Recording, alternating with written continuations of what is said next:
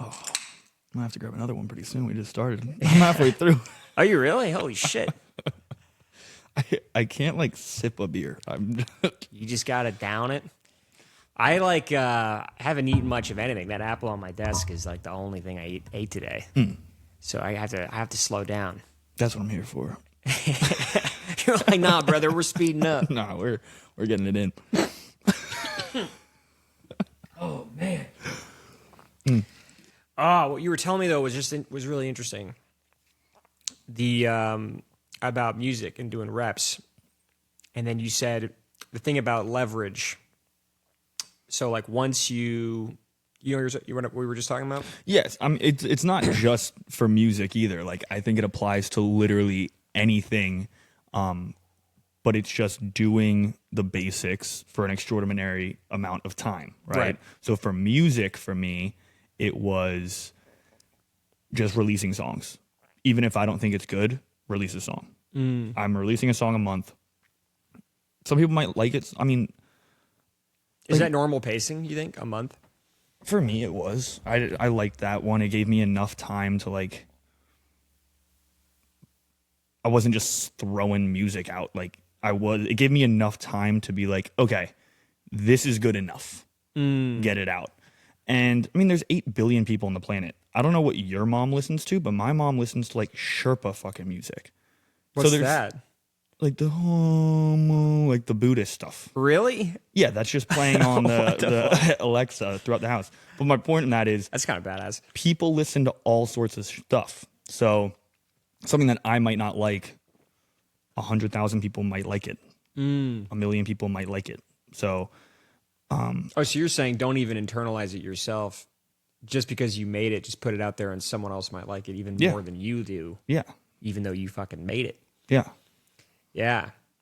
I was bowling once and I ran into Mac Miller and his song started playing in the bowling alley. And it was like his biggest song. And he was like, I fucking hate this song. Really? Yeah.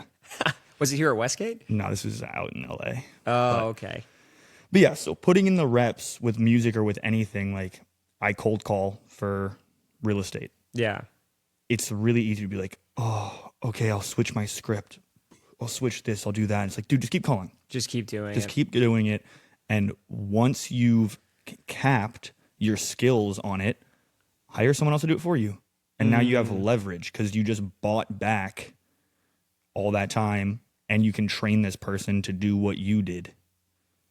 Do you feel that there are times that you can dump too much music out and it's like you're overdoing it? You know what I mean? Yeah. It's not so much about dumping, but you're losing that mystique factor where people are like, oh, well, when's the next one going to come out? They're like, okay, I know he's going to have another one next month. So there's not this mystery factor to it, and there isn't a scarcity factor, I guess. Right. But, I mean, right now, it's also nice because I find that I do well in spurts. So I'm like, I'm doing music right now, and then I'm doing real estate this day, and I'm doing whatever the next day. I'll bang out 10 songs, 8 songs, whatever, and you schedule them out for release, and you're like, well, I don't have to think about this for the next 8 months. You got to film some promo. Like, I film promo clips and chop them up. But you have a backlog. Yeah. I'm actually running out of my backlog right now. I have a song coming out, like, next week. So you got to go back into a spurt and kind of get into it. Yeah. And I have stuff, like, on my computer that I'll go back to and be like, it's also nice to step away. And then you come back and you're like, oh, this song that I thought was good actually isn't that good. Maybe I'll mix it up and change it and then put it out. So that time breaking from it is valuable also. Yeah. I mean, you got a bunch of guitars around. Do you make music? I don't. I mean, I used to play a lot of guitar in college, but I haven't really played anything in years. I just kind of have them now. That's why they're hanging up there. They're covered in dust. They're sick. Yeah. Pretty cool. That one, my dad, he did the design on it when he was in yellow college. One? Yeah. And then he gave it to me. And then the banjo, I tried to learn the banjo in college. I did a little bit of that for about a year because I really wanted to learn the Foggy Mountain breakdown. I was obsessed with that. Is it similar? Playing banjo to playing... I've never played a banjo.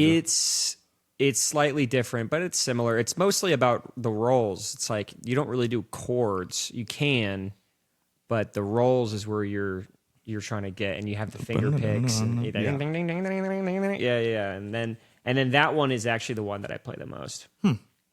But that one's more like a classical guitar, which is kind of what I like. That's cool. What's up, buddy? You smell my dogs? Hell yeah. Yeah. How many you got? I have 2, and then my girlfriend has 2. But mine are out on the ranch. Like, he's a Great Pyrenees. Dude, I was deer hunting. Not recently. This was like a couple months ago during deer season. I'm not poaching deer out here. But yeah. I shot, I thought I missed. I'm pretty sure I did miss. I never found the deer.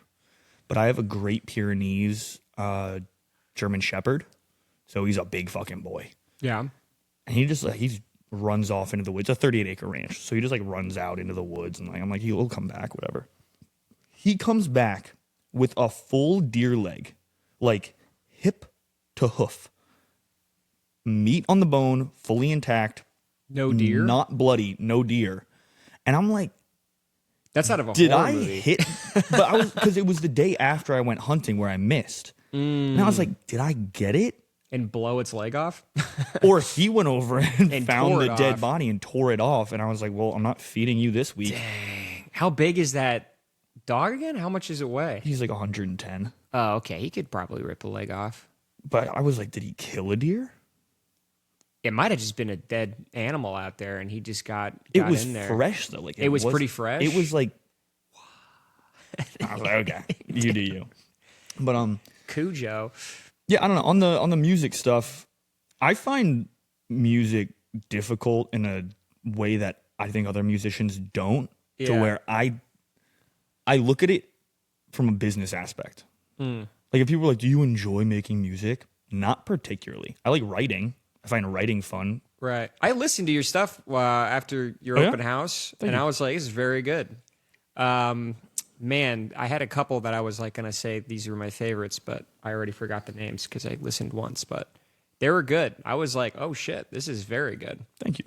Yeah. The majority of them aren't about anybody.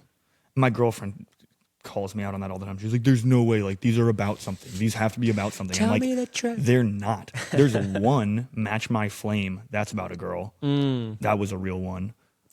But the other ones, I'm like, no, I'm just making this up. She's like, no way. I'm like, yeah. It doesn't mean anything to me. I'm just doing it because this is going to sound so narcissistic. I like seeing the high number of streams.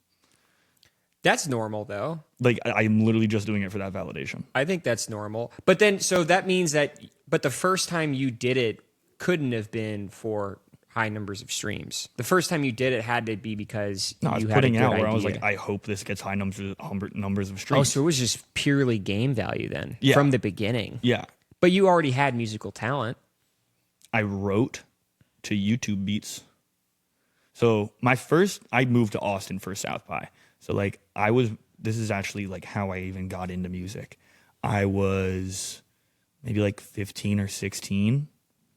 Well, no, I did 2016. So I was like 16, 17. And I would just write songs to YouTube beats, hip hop essentially. And I got strep throat and I'm in my room and my mom comes up and do you know Pretty Ricky? No. The baby grind on me. Okay. It's like early 2000s. One of the guys in that group, his name was Spectacular. My godmother met him on a plane and was like, my godson raps. You should meet him. Yeah. So I was in my room with strep throat and my mom comes up and is like, Spectacular from Pretty Ricky's in our kitchen and he wants to hear you rap. And I was like, I don't know what you're talking about. Like, what? Dang, so you went down there sounding like Kurt Cobain. I went down there and he's like, either do it or don't do it. I don't really care. Like, I just met your godmother on a plane. Yeah. And I was in the area. And so then you kill it? I guess he was like, all right, I got a studio time tomorrow. Come. And I was like, I can't tomorrow, dude. Like, my voice is fucked. He's like, all right, next week. So you kind of just hit the fucking jackpot. Yeah, like randomly. With a connect. Yeah. And then I never even have anything released at that point. I was just writing the shit on YouTube in my room. So he took me to a real studio. I recorded like 3 songs, and he's like, yo, we're doing a little tour if you want to open for me. So we did a US tour. I think You were 15. well, at that point, because I was born at the end of 98. So if I came to Austin in 2016 South by, Right. that would have made me like 16 or 17 years old. Okay. Yeah. Because South by's March, right? What an opportunity. Yeah. Yeah. So I performed South by. I was like, this is sick. Yeah. This is fun. And you're just rapping. Yeah. Just like kind of, do you know Nash? I've heard of that again, but It was, or like Black Bear. no, I don't know that. It's like white boy college rap sort of stuff. Like it was kind of harmony-ishy. Yeah, I don't know. It wasn't like G-Eazy type stuff. Right. But yeah, I did that, and then after I kind of just started putting out my own music a lot, and because while we were traveling, we were recording in studios in like hotel rooms and Airbnbs and stuff. Do you think that publicity helped initially with the streams up front? No. You don't think so at all? So it was just separate. Totally. It was under a Separate different success. name. When I was touring, it was under a different name. Oh, okay. I went initially I was Arthur View. And I was like, all right, no one's listening to a dude named Arthur rap. This is ridiculous. Yeah. And I was also like, I don't want to rap. Yeah. But there's still some But I mean, influence. it's kind of rap-ish in your music. It's like ish, kind of the way like Red Hot Chili Peppers is rap-ish. I guess. Yeah. In a way. It's like speed-wise, maybe. I don't. Yeah. Yeah. Yeah. But then I switched my artist name to Your Ex Lover. And I was like, that has some attention value. Like, that grabs. Yeah, it grabs. But then people were like, my ex lover? And I'm like, oh, fuck, that's the whole thing. But yeah, then I just started putting out the music on Spotify, submitting to playlists on free platforms like SoundPlate or Daily playlists and stuff like that. Right. And I woke up one morning and on Spotify for artists, it tells you how many people are currently listening. And it was always like 0 to 2 people. And I woke up and it was like 89 people. And I was like, wait, what? And I was like refreshing. I restarted my phone. It was like 112 people. So it just caught fire. It got on Discover Weekly.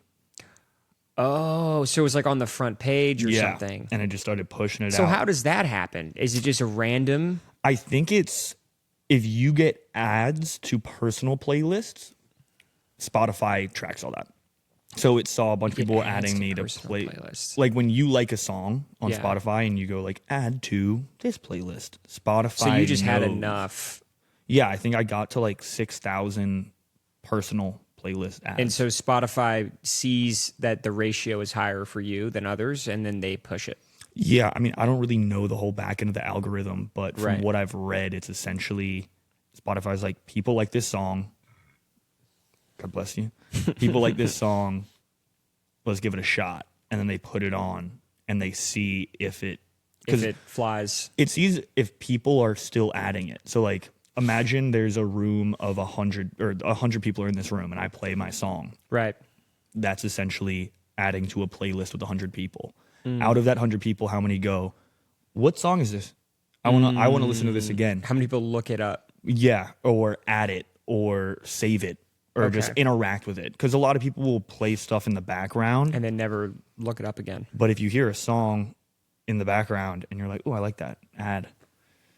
And then I think that's what keeps you on. So now I have probably like 4 or 5 songs that have got on Discover Weekly. None of them did as big as the Good Sex song, but Yeah, I remember that one. That one was good. Don't Need Your Love got added. Yep. I actually leased the publishing rights to that to Universal Music. I actually should be getting those back like next year. So they're collecting all the royalties for that, but they paid me up front. And if I recoup, then we split after for a 5-year period. Nice. But I was in Thailand and needed some cash, so I was like, yeah, fuck it, sure. That's badass. So then you kept doing it every month. So you started just putting out another song every month. Yeah. So there's no more like albums and releasing 12 at a time or anything like that. Well, so what I did do with albums was some guy reached out to me on Instagram who was like a manager. Yeah. And he didn't end up managing me, but he was like, dude, you have a lot of music, because I probably have like 80 songs out at this point. But he's like, it's a lot of different genres. So when I check, I like this song, and I try and go through and find other songs like it, I'm listening to country stuff. I'm listening to rap stuff. He's like, you need to organize. So I went back and I cataloged all the different genres and I released them as EPs. You think that helped? No. I don't know. I had to sit down with myself probably like last year, 2 years ago. I'm like, all right, what are the odds that I would be successful to the point that I'd feel comfortable? Yeah. Like I could live on my music. And what are the odds that I would be successful in business? And I was like, there's too much luck involved in music. So what was your answer? Your answer was? My answer was essentially, I probably have a 20% chance of making it in music if I go balls to the wall all the time. That still leaves 80% to fate. So that's working a job while releasing music, doing shows, playing live gigs, trying to tour, getting merch. I'm like, and I've been in business before. Like I started my first company when I was 17. It was like an event company. And we ran events for a high school. And then we moved it to UT and we were running events for UT.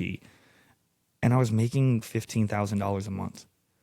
I'm like, dude, the comfort of having $15K a month is so, like, I'd take that every single fucking day over being a starving musician. Really? Because eventually I'll get to play Coachella. I don't care. Then what do you think the mindset is of the starving musician? Is it just because they're delusional and they're like, I just want to be... I think they love music. And that's where I think my downfall is that I don't actually... don't love music enough. Love music. That's a good answer. I like that. And when I talk to musicians who are like, oh, so you know about like music theory and the fifth and I'm like, I don't know what the fuck you're talking about. Exactly. And I don't care to know. I feel like that's actually a great point. And I think that's honestly why you probably saw the level of success that you did, because you saw it as a business, as opposed to seeing it as like musical for music's sake, you know? I think that's honestly a lot of the issues that musicians have, is the fact that they love the music so much, they get in their head about, this has to be perfect. This has to express me. And if people don't like it, it means they don't like me. And I'm like, no, if you don't like it, you don't like the song because you don't like the song. Exactly. I think musicians get in their head about that and they forget the business side of it, which is extremely important. It is a music business.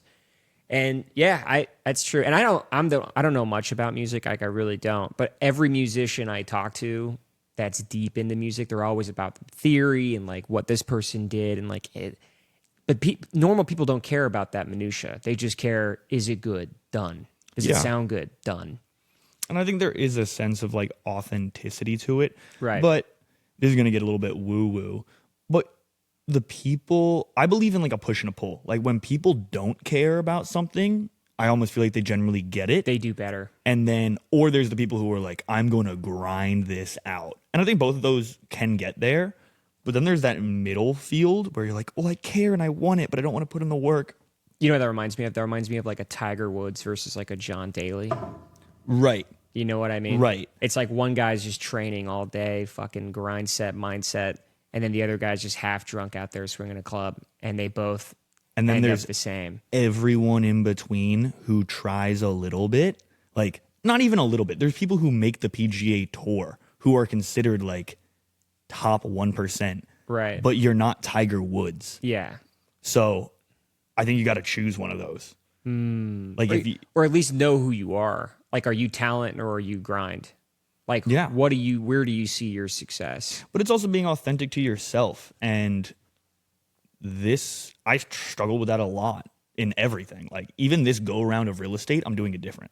The initial time I started, I was like, well, I need to wear a suit and a tie because real estate agents wear a suit and a tie. But is that how you are? Because you don't seem that way at all. And I think people can smell it. They can't put their finger on it. Yeah. But they just go, there's something about this dude. That's not truthful. Yeah. Yeah, and it happens in music where people get like a gimmick. And you're like, there's something like, you know who's I would consider like the John Daly of music?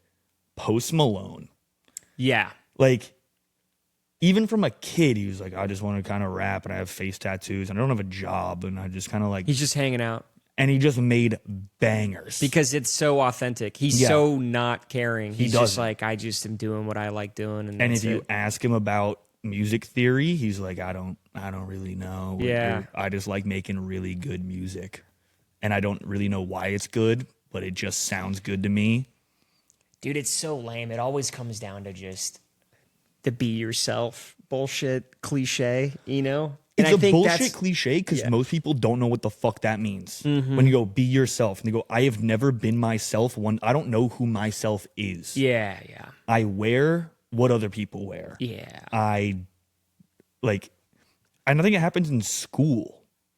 Like, you're told what to do, and maybe not even told, but you just see what other people do. You're like, well, I'm going to do that. I'm going to do that thing. And, can I get a beer? Yeah. Yeah, go grab them. Whenever you want them. Those beers are for the people. I'm good. I'm going slow. Like I said, I haven't eaten. And I'm a slow drinker in general. I love how you were like, I need another one.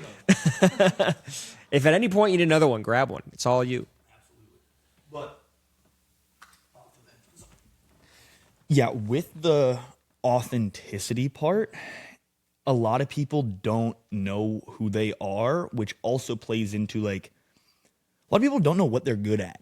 And then there's the inverse where you might, if you were an overachiever as a kid, you're good at everything. So what do you pick? What do you mean by that? Like, take Tiger Woods, right? He didn't have a choice. His dad, he got Michael Jackson age, was like, you're going to be the best golfer in the world. Right. And it was brutal, and he talks about it. He probably has a lot of childhood trauma. But it worked. But he's the best ever. Yeah. I think I would rather have that than be the kid who has a parent who's like, well, why don't you try t-ball, and then we can try playing piano and just see what you want. Right. And maybe you're adequate at everything, but then by the time you're 22... Were your parents like that? I had a weird... I was like adopted twice, so I had a weird... We'll talk about that, too. What the fuck, dude? Yeah. So the first family was like, no. There was a... What's the return policy? Yeah, there was a return policy. I didn't read the fine print. You got returned. I got returned. And then another family was like, is there a discount on this one? Well, we can jump into that. Okay. But finishing the thought with like being adequate at everything. Yeah. And you never commit. And I mean, I don't want to keep on bringing up Alex Hormozy, but like, I just feel like he has so much good advice where one thing he says, he's like, you can be good at anything or you can be the best at anything, but you can't be good or the best at everything. You can be good at everything. Or you can be the best. No, okay, you so can it's be, like jack of all trades versus... Well, you can be the best at anything, but you can't be the best at everything. I got you. So, and I think a lot of people put out feelers where they're like, well, I'm going to try this, and I'm going to try that, and I'm going to try that. And whichever one does well, that's what I'm going to go with. That makes it sound like you can either be the guy that's the Tiger Woods where your life is fucking golf, and that's it. Or you can be more like a Renaissance man where like... I'm trying to think of someone like... That's, okay, right there. The fact that you can't think of anyone, I think proves the point. Well... No one remembers people who are like, oh yeah, he was like kind of... Well, look at Joe Rogan. I think he's a good example. But he's the most... If you think of Joe Rogan, yeah, he does a lot, but he's also the best podcaster. Or not the best, but he has the biggest. Podcasting is like...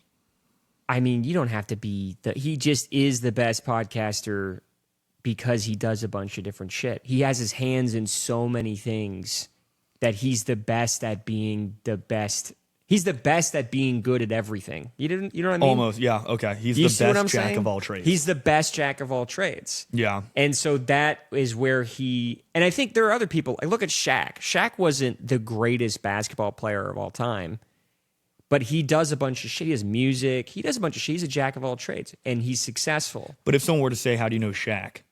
I always say basketball because that's where you got to start. I'd rather be the best at one thing, but I think that sounds like a boring life though. Because if you're really good at only one thing, here's what I think of all the time. You know who Ronnie O'Sullivan is? Mm-mm. So I love pool. I play pool all the time. There's a famous snooker player, which is like British pool. Yeah, play pool. His name is Ronnie O'Sullivan. And there was an interview they had with him. They were like, "You've been playing pool your whole life. Like, you're the best snooker player of all time, undisputed." And he goes, "The one thing I hate about it is that I feel like I don't know anything else in this life. All I know is pool. I am the best pool player, but I am not good at history, science, even 8-ball, like other forms of pool. Like, I am the best at this and this only. And it's hard to have a conversation even with people when you're just so hyper focused on one thing." I can see that. You see what I'm saying? Like, it's good to be a well-rounded person. Yeah. Well, the jack of all trades, the full saying, jack of all trades? No. So people say like a jack of all trades, but a master of none. Exactly. The whole saying is a jack of all trades, but a master of none is still better than a master of one. So the full saying is actually the opposite of what people say. Is saying that jack of all trades is better. Yeah. And I think it is better. I think it leads to a happier life. I think if you are a master of one, you're well respected. Everyone worships you. But I think it's lonely because you can't really relate. But success is lonely. Yeah. But I mean, you want to be able to relate to people. And when you're up there all like, look at Kobe Bryant. Dude was like completely in his own world all the time with basketball. And I don't think once again, I don't know anything about sports really, but I don't think that a lot of his people could relate to him, people on his team. Because he's probably just in there all the time. He just went too hard. He went so hard. But then there's Jordan. But he might be a talent, you know what I mean? Yeah. I don't think he's grind set. He might be more like somewhere in the middle between the John Daly's, Tiger Woods. You know what I'm saying?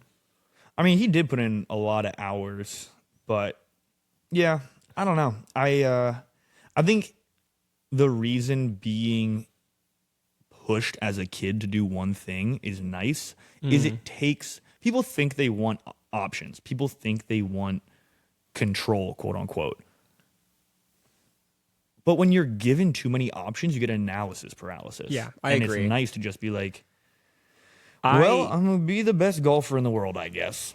I criticize my parents a little bit the same way because I do think that they were just sort of like, do whatever you want.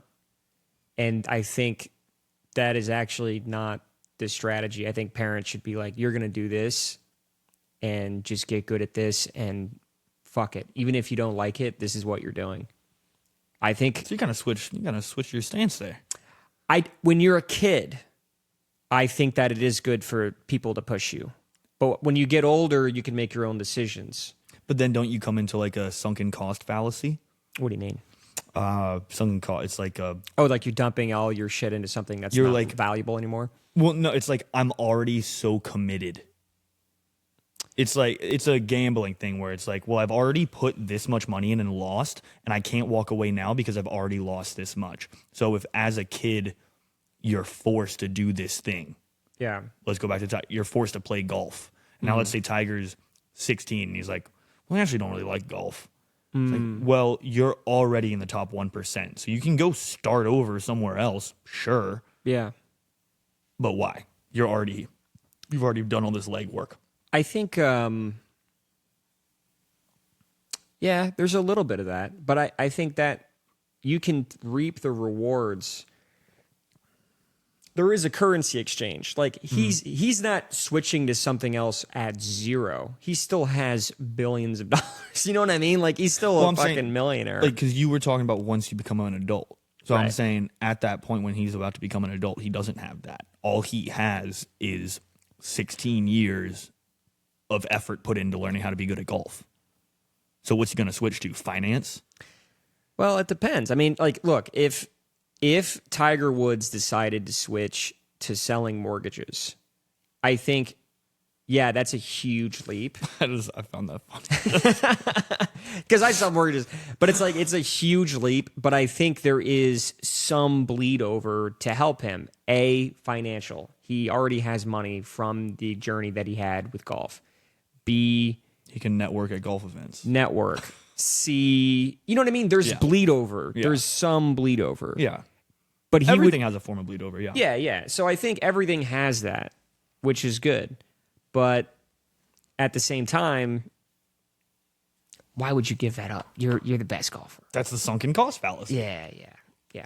What's the record for most beers drank on this podcast? Right now, I think it's Asking for a friend. low. So this would be the 8th episode. Oh. So I think right now it would be probably about 5, which is very low. I'm going to crush that. Dude. I'm gonna fuck that up. Okay. But you want to talk about the family shit? Yeah, so tell me about that.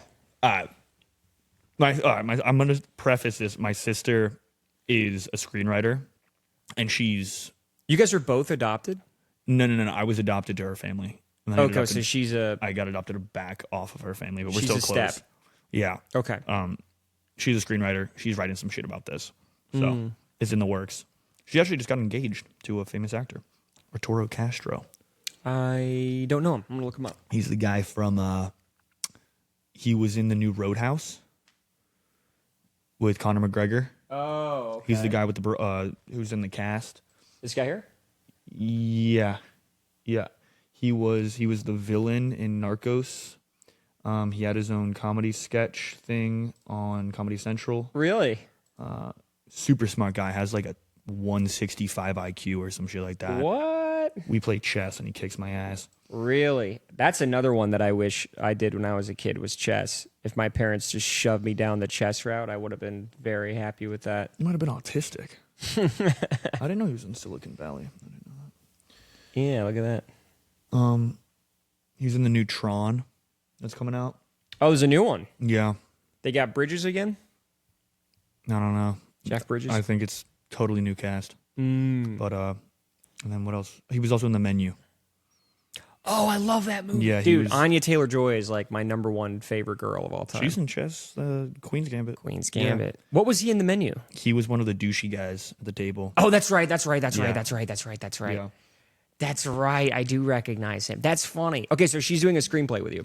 Well, so she's writing some shit for like our life as we're trying to do it like an Arrested Development sort of thing. I literally can't fucking watch Arrested Development because it's too similar. Like it triggers me. Really? I get fucking. I'm like I can't watch it. I fucking love that show. It hits too close to home for me. What? So okay, when I was born, my mom was 22, my dad was 17, total pimp, and he passed in a car accident. So Sorry. like right after I was born. So my mom gave me up for adoption. I was born in Florida, got adopted to a family in Philadelphia. Okay. That was a mom, a dad, and a sister. So that dad, he was in commercial real estate, but I lived with them till I was like 8.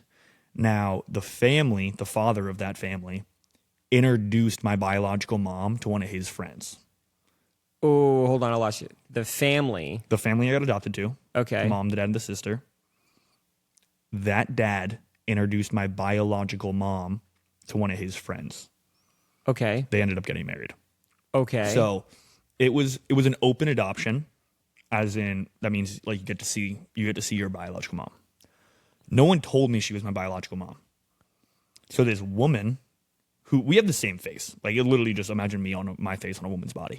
So you knew? No. Well, sort of, kind of. This woman who looks just like me is coming and like staying at the house, buying me presents, getting me all this shit. And I'm like, I think you might be my fucking mom, dude.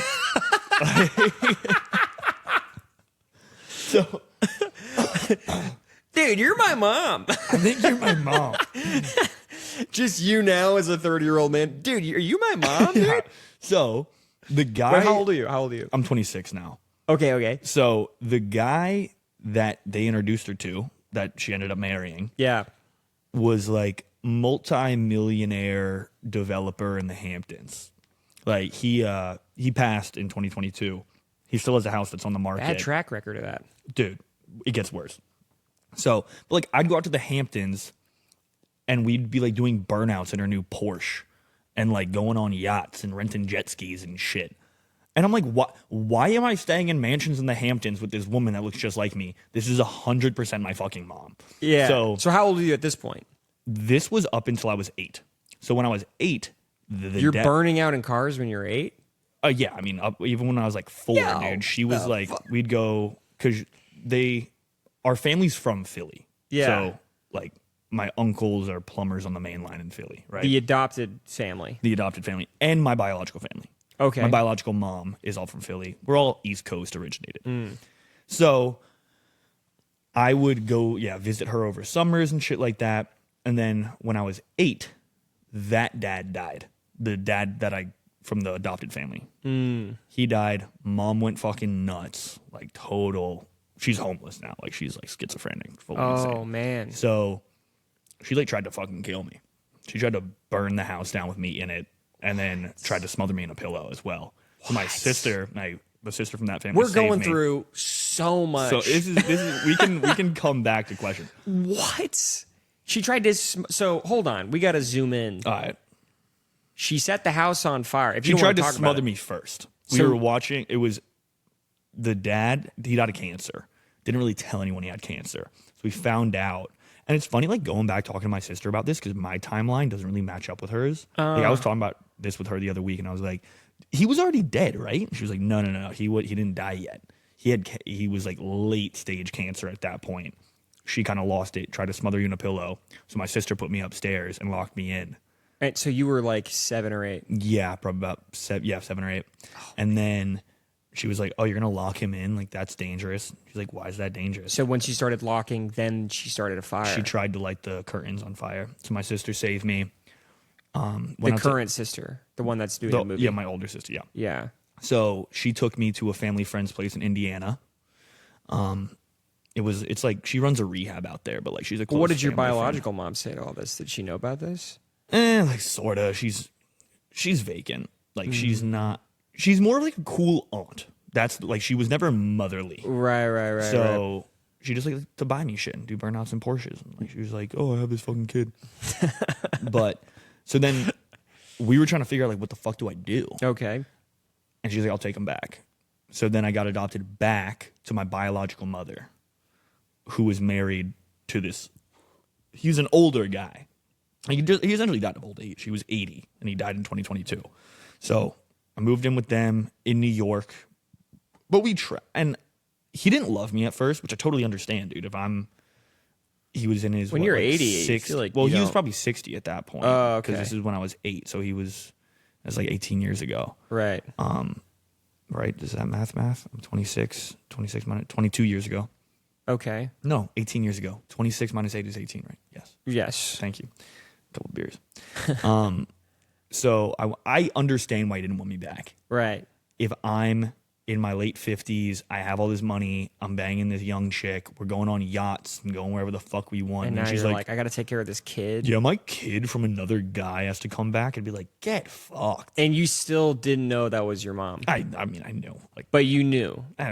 No one told me, but like, I wasn't a dumb knew. kid, you know? Right. So, come back, living in between. They had like a condo on Miami Beach, on West Beach in Miami.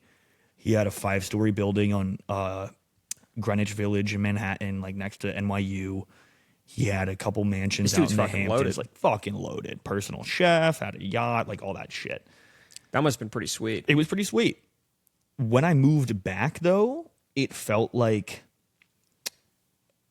the election was settled. Like all that fun shit, doing burnouts, doing bought stuff, that was campaign trail. I'm back. She's like, that shit's kind of done. This is it. You're a kid and you're living with us. You need to start going to school. You need to start doing this. And like the fun times ended, I guess. It kind of became like real life. So then it settled down. Yeah. And she was like, this kid needs to go to fucking school. Like we can't just be traveling all year with this guy. Yeah. So we sold the place in Miami. We sold the place in the Hamptons. I mean, he still did development in the Hamptons. So like we'd go out there for summers and stuff. But then he was like, well, let's have our own kids. So they had 2 boys and they had a little girl. So I have an 18-year-old brother, a 16-year-old brother, and a 10-year-old sister. Younger, obviously. And then we moved to Beverly Hills and we lived there. We were in Miami for a bit, but we ended up just like settling in Beverly. We bought Barbara Streisand's old house, which was pretty fucking sick. What? Yeah. And then, I dropped out of high school. You got a GED? I got my GED When did you drop out? sophomore year. Dang. Yeah. So, but I never had trouble making money. Like I started an event company and I started doing that.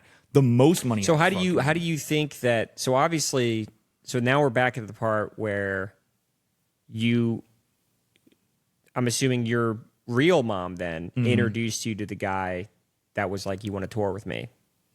My mother-in-law, or not mother-in-law, godmother. So that wasn't so this whole time when you moved to Beverly Hills, that wasn't your real mom? No, that was my real mom. The person that met him on the plane was my godmother. Okay, So and then she brought her in. to the Okay, house, yeah. but now we're back at this time. This was in LA. Yeah, this is all in LA. So I guess we went to LA when I was like 12, maybe. How old are you in fourth grade? Remember I came in like the end of fourth grade. Less than 12. You're like probably 10. 10? Yeah. Okay, that sounds about right. Yeah. Yeah. Because I moved here when I was, I think, 12, and that was 6th grade or 7th, something like that. That sounds about right. Yeah. Yeah.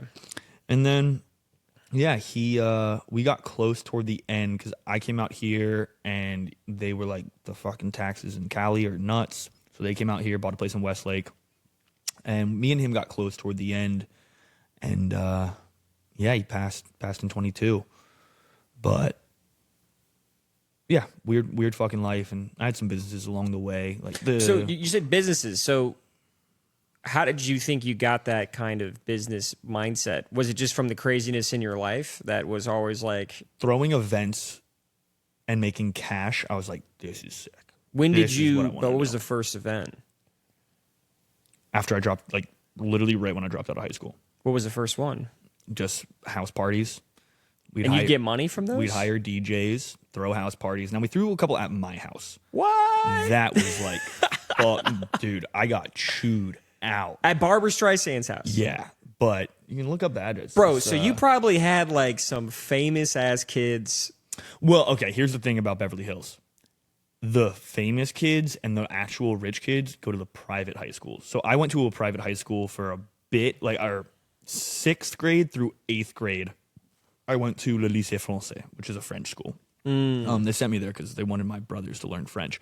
Then you speak French? I used to speak it a lot better because me and my oldest younger brother would speak it. Yeah. We don't speak French much anymore. So right. like, I'm sure like when I went to Switzerland for a bit and I picked it up. It's pretty easy to pick back up once you get it. But right. It's kind of like Franglish. My conjugation's not great and all that. But what the fuck were we talking about? The house parties. So we were throwing them. It was like girls free, guys $10 until 9:30.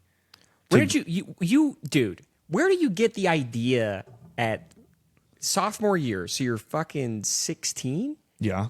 Where do you get the idea where we're like, we're gonna get a DJ in here, we're gonna charge the dudes, we're gonna be like, at 16, I'm an idiot. How are you in that mindset at 16? There was You're hanging out with someone. No, there was Instagram pages called like 818 Valley Parties, Beverly Hills Parties, UCLA Parties. And I was like, all these kids want to go to parties. That's what they want.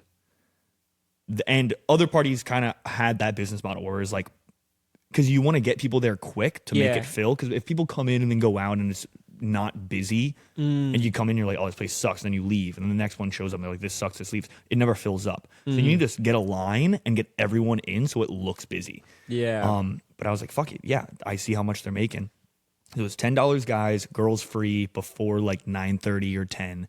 And then so you just on a whim, you were like, I'm going to copy these Instagram accounts. My parents were out of town, and I was like, yeah, I'm going to fucking do this. But I didn't make my own Instagram account. That's so cool. I would pay these Instagram accounts that already had like tens of thousands of people. For publicity. Followers. Yeah, I'd be like, just post it. Just post that this is an option. Yeah. Damn, dude. So then that's cool as hell. I started getting caught up because, one, I'm serving alcohol to minors, essentially. Not great. I love I'm admitting this on a podcast. That was 10 years ago. Yeah, statute of limitations, fine. But I was like, and my house is getting trashed. Yeah. So I was like, I don't really give a fuck about the fame because I'm not doing it under my name. I'm doing it under, it was called... My ex-lover? No, yeah, my ex-lover. No, it was... fuck. I know the one at UTU I called Two Sticks. I don't remember what I called that one. But what I started doing, because I knew other kids wanted fame. And I didn't want to pay people to let me do it. So I'd find freshmen who I knew had houses because everyone lived in Beverly. And I was like, dude, look, I'll let your name be the host, and I'll pay for maids to clean up, and I'll give you like $200. But we throw it at your house. And they were like, I bet. Yo, So, and the cops would they'd always get rolled. Like the cops would always end up coming. Well, they've probably got eyes on these pages too, right? 100%. Because they know that And it's it's in Beverly. It has its own police department. Like they have nothing to do. They'd Yeah. send out helicopters for fucking ding dong ditchers. Dude, that's crazy. Yeah. So, But then these kids that had their name on the post must have gotten fucked. I don't care.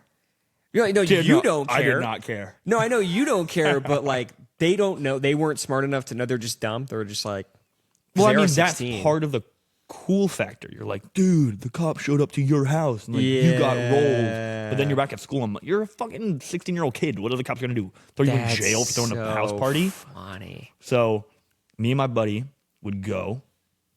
We'd stash different clothes in the back alley. We'd run the party with like ski masks, so no one knew it was us. And then when and we'd have money boxes, collecting the money at the door. When the cops rolled up, we'd walk out the back, stash the cash box. Because you knew they were going to come. Yeah, 100% they're going to come. I mean, you hope they don't come till like 12 so you can make the most money. Yeah. But they're probably going to come. So when they roll up, we walk out, stash the cash box, change our clothes, walk back in the front door and be like, oh, what? It's rolled? So people were like, oh, well, they couldn't have been there. They showed up. They showed up late. So nobody knew who was running the party. No, it was just him. It was the kid that had the house. So what was like a good night? $3,000. 3,000. $10 on a guy. Well, $10 till 9:30. But that's like 300 dudes. But it's after 9:30, you're upping it. Oh. And then you're upping it for girls. Girls are free before 9:30. So you're getting girls there quick. You're So getting then the once- guys there quick. Okay, so then it goes up to like But 50 or something. 9:30, yeah, $20. Oh, we got 300 kids in there now. Sorry, girls are going to be $10. Guys are going to be $30. And if they're like, dude, what the fuck? Let me in. It's like, well, you already Ubered here, so you can turn around and go home, or you can pay me the $30. How did it evolve from this to an actual like business? When I started going to the college, like when I was not going to, but I lived on West Campus. And with West Campus, I realized there's frat life, like there's Greek life. This is at UT. This is at UT. We also worked at UCLA because Westwood is like a 10-minute drive from Beverly Hills. You just take you take Wilshire down. So we started like working there, but frat life and sports teams had their own thing. Like if there was a football party, if you didn't know one of the football players or if you weren't a hot chick, you're not getting in. Like it doesn't matter if you pay or not. And even with the Greek life. Hold on, say that again. Frat life and football parties. Say that again. So at the colleges, at least in UT and UCLA, Right. there would be like exclusive events. So frat parties Or football parties. or some sports team, basketball, whatever. Right. And you couldn't pay to get in. It was like you have to know somebody. We care more about ratio. Right. So there was a whole subset of people who, one, weren't old enough to go out to bars and weren't part of Greek life or That were excluded from these events. they didn't have anywhere to go. They had Right. nowhere to turn. So I was like, let's throw events for them. There's a market here. They're going to show up. Exactly. Oh my I God. was like, where the fuck are they going to go? You don't have a fake ID. You have no way to get liquor. You're probably a bit socially awkward. Yeah. Pay me. So then you would set these events. But where do you get the real estate? Well, for UT, there's like there are all these different apartment complexes that have roofs with like bars, like and lounge chairs set up. Oh, okay. So we would just go duct tape the latch on the door and post into for UT it was through GroupMe because like Instagram pages kind of died. So there were GroupMes with like 10,000 members and shit. And you would just post in the GroupMe under the name Two Sticks. That was the UT one. People would show up. We got rolled on that a couple times. We got trespassed twice, threatened to be arrested a couple times.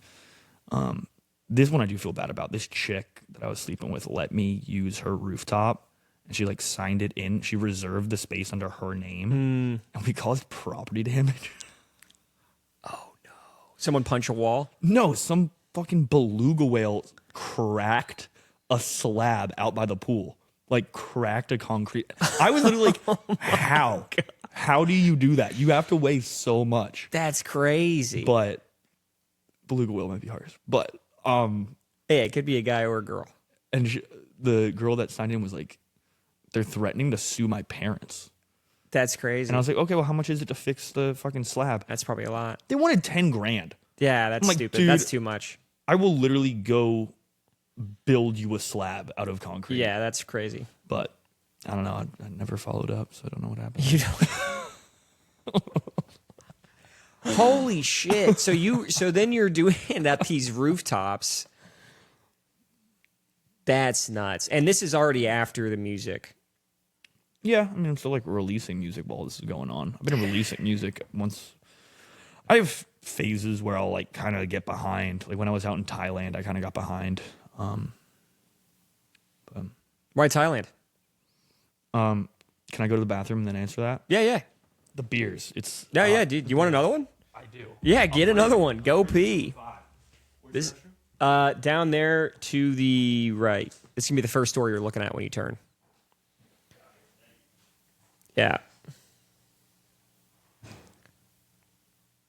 Beluga whale is crazy.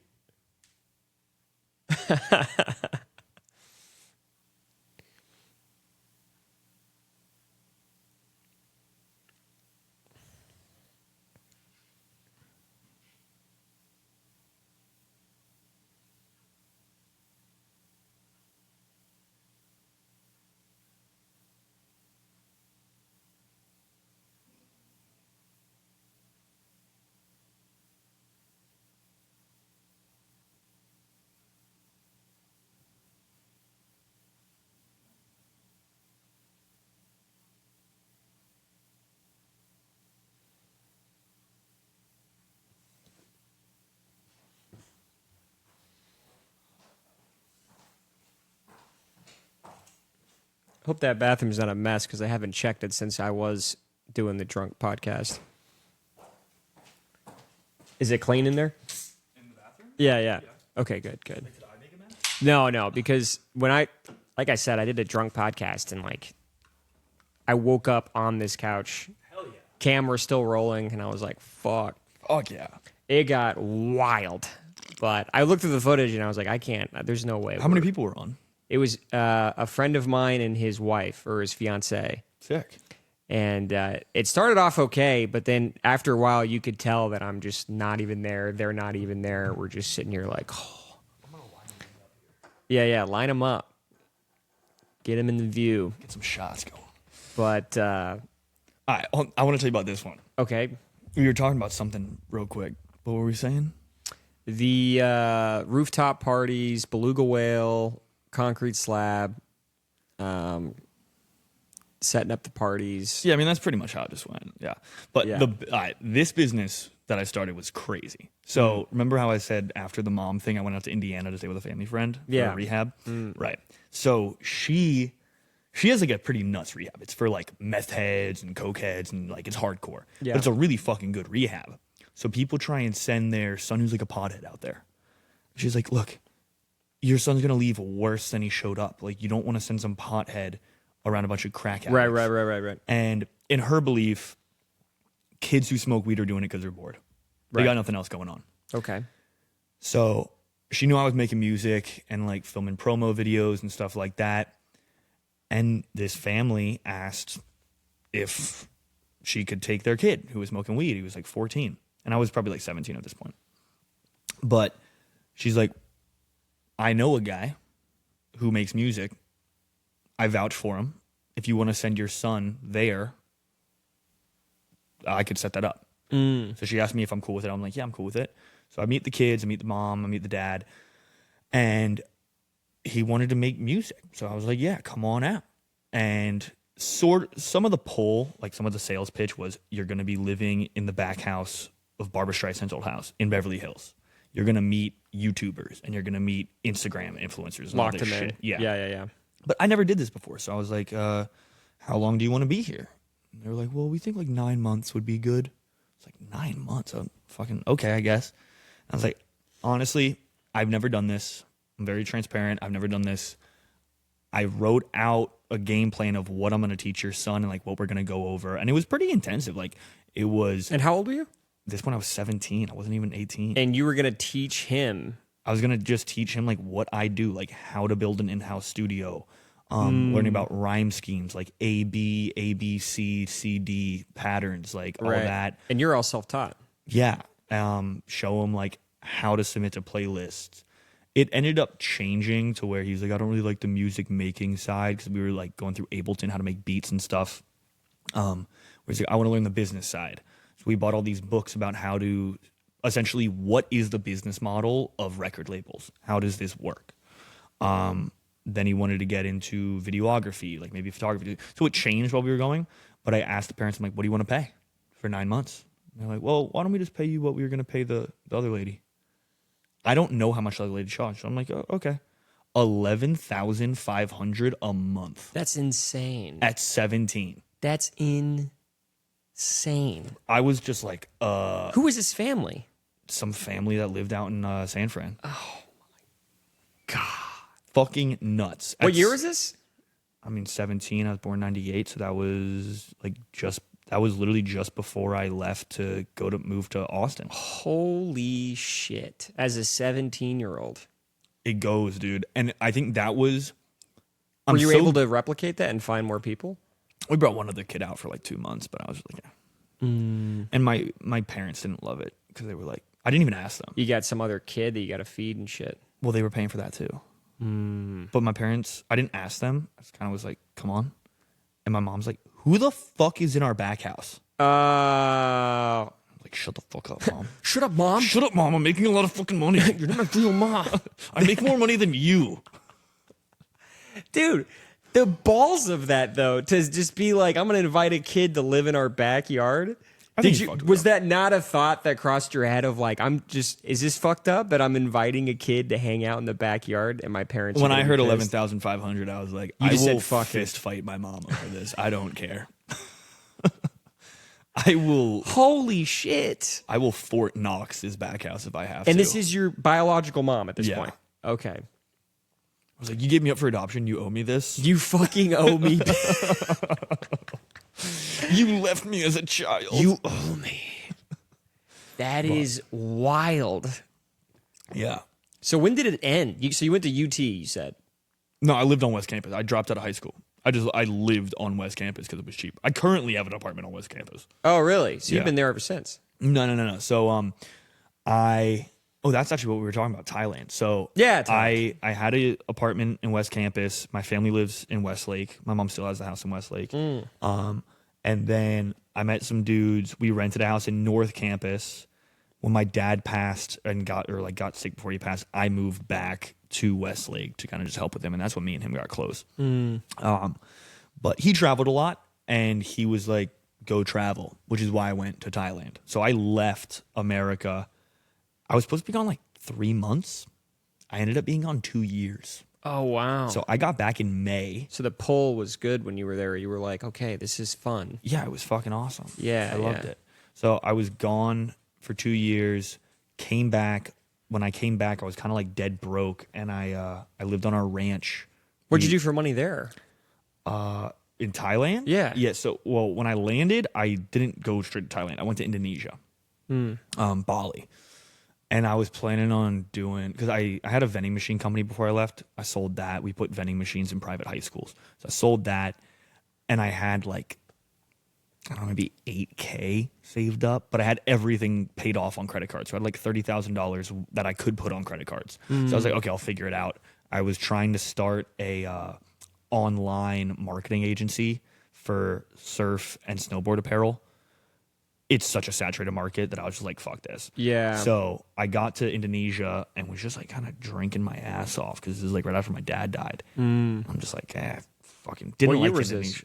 This was 2 years ago. So what are we, 26? I was about to turn 24. So you got back here recently? I got back in May. This last May? Yeah. Okay. Yeah. So I did Indonesia. It was super touristy. I mean, it's literally like the digital nomad hub, right? Right. I was like, yeah, fuck all this shit. Let's go to Thailand.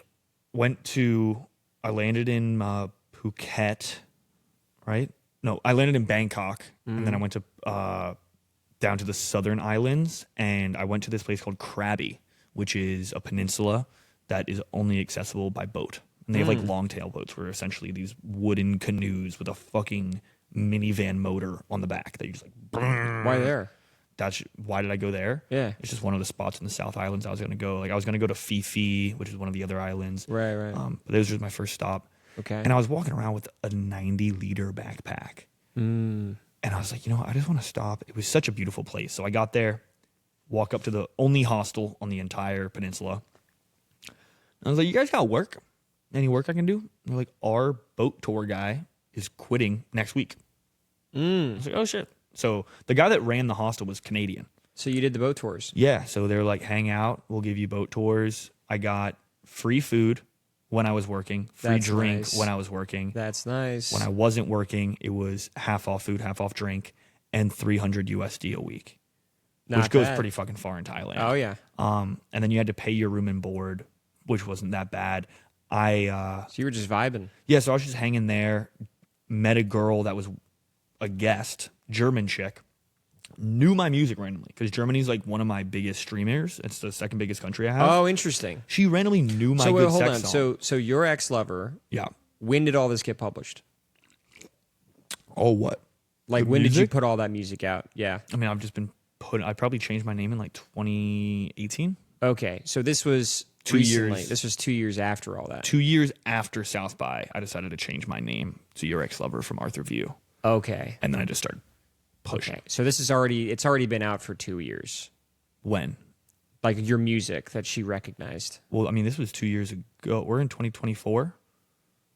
Yeah. No, 5. 2025. So this was probably in like 2022. So it would have been out for 4 years. Okay. 4 Yeah. years. Okay. I got you. So I met her, cool German chick, and I was like, you want to work here? So she started working there. We started dating, and then we split a bungalow, which was like $400 a month. So we just rented a house together on this tiny island. There's like 500 people on the island. What a dream. It was so cool. It was so much fun. How did it burn down? Why did you leave? Cabin fever, dude. Really? You're on an island, a peninsula that's not accessible by car. There's 500 people. You can walk the whole thing in like 15 minutes. And I was just like, time flew. Like I didn't realize how long I was there. And I journal. I hadn't been journaling. And nobody was asking you to come back, your family. Nobody was just like, what are you doing? No one's saying shit. And You journal? I journal, and that's kind of where my time frame got lined up because I went to journal and I looked at my last entry and I was like, it's been 6 months Yeah. that I've been on this island. I was like, what? Like, what? That It fucked you up? It fucked me up. I was like, well, like my hair was all fucking grown out. And I was like, there's no way I've been here 6 fucking months. You slipped through time somehow. Literally. And then I was like, okay, I came here to travel and I've just been like running boat parties on this fucking island. Like some crazy shit happened on the boat parties. Like Probably a good time, though. it was a great time. I was drinking a fucking lot. But there was a moment where you're like, party's over. I was like, dude, I'm like 25 now. It's time to go. Yeah. Also, all right, this is gonna sound so. Actually, I'll tell you this at the end. So after that, I was like, let's go check out the rest of Thailand. I went to Phi Phi. I went to northern Thailand, a place called Pai, which is above Chiang Mai. Stayed there for a bit. And I was like, I can either go home or I can go to Thailand. Or not Thailand, Australia. I was like, let's go to Australia. So I went, so for work. The German girl didn't follow you? No, that blew up. I was like, yeah, fuck off. So I went to Melbourne, Yeah. picked up a job doing construction, and it was paying, and like you're pushing a broom, and I was like, I want to get paid more. What can I do? They're like, get your red card, which is high risk work. And I was operating boom lifts, like above 11 and a half meters. So like 30 feet and up, operating boom lifts. I didn't even have to do the work. Someone else, like if you're caulking a window, I just had my headphones in doing Joe Rogan, listening. Oh, he can't fucking 5 meters to the right. Yeah. And I'd be like, okay, go over. Got paid like 96 an hour. That's insane. Australian dollars. But and then I went up to Gold Coast and was just surfing and did event sales, like selling tickets to pub crawls on the street. Okay. But this is a fucking crazy part. This is actually going to make me sound like an insane person. I just want to preface this. Okay, yeah, let's go for it. My very first day landing in Indonesia, I meet this guy. His name's Robbie. He looks like me. Yeah. Right? Someone's like, you guys look like you could be brothers. He was Australian. He was like, oh, yeah, I guess we could. I'm like, you should tell people you're brothers. That'd be funny. And he's like, well, I sound Australian. He sounds American. I was like, can you do an American accent? He's like, no. I'm like, I can do an Australian accent. That's why you thought of it, because you just did one there that was pretty good. Yeah. So I started doing an Australian accent that night. We went out, met a bunch of people. We planned to go surfing the next day. This does make you sound psychotic. I actually, to gets do so this bad. for a whole night is wild. I didn't do it a whole night.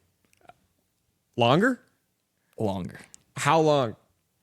9 months. Oh my God. Okay, tell the whole story. Dude. Tell the whole fucking story. Tell the whole thing. We go out the next day to go surfing. Okay.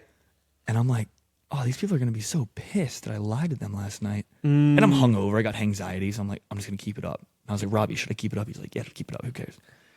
I didn't realize people travel the same route when they're going. So I'm faking it with them, end up faking it for the week, whatever. When I go to Thailand from Indonesia, I'm like, all right, I'm going to quit. I'm just going to go back to my normal voice. Yeah. As I get to the hostel where I asked for the boat party, someone from Indonesia was there. And I was like, hey guys, do you have any work? And the guys, oh, Arthur. And I was like, oh, how you going, mate? You're doing fucking right. And they're like, oh, you looking for work? I was like, oh, yeah. Yeah, you got boat parties. He's like, oh, what's your accent from? And I'm like, fuck, I'm stuck in this. Yeah.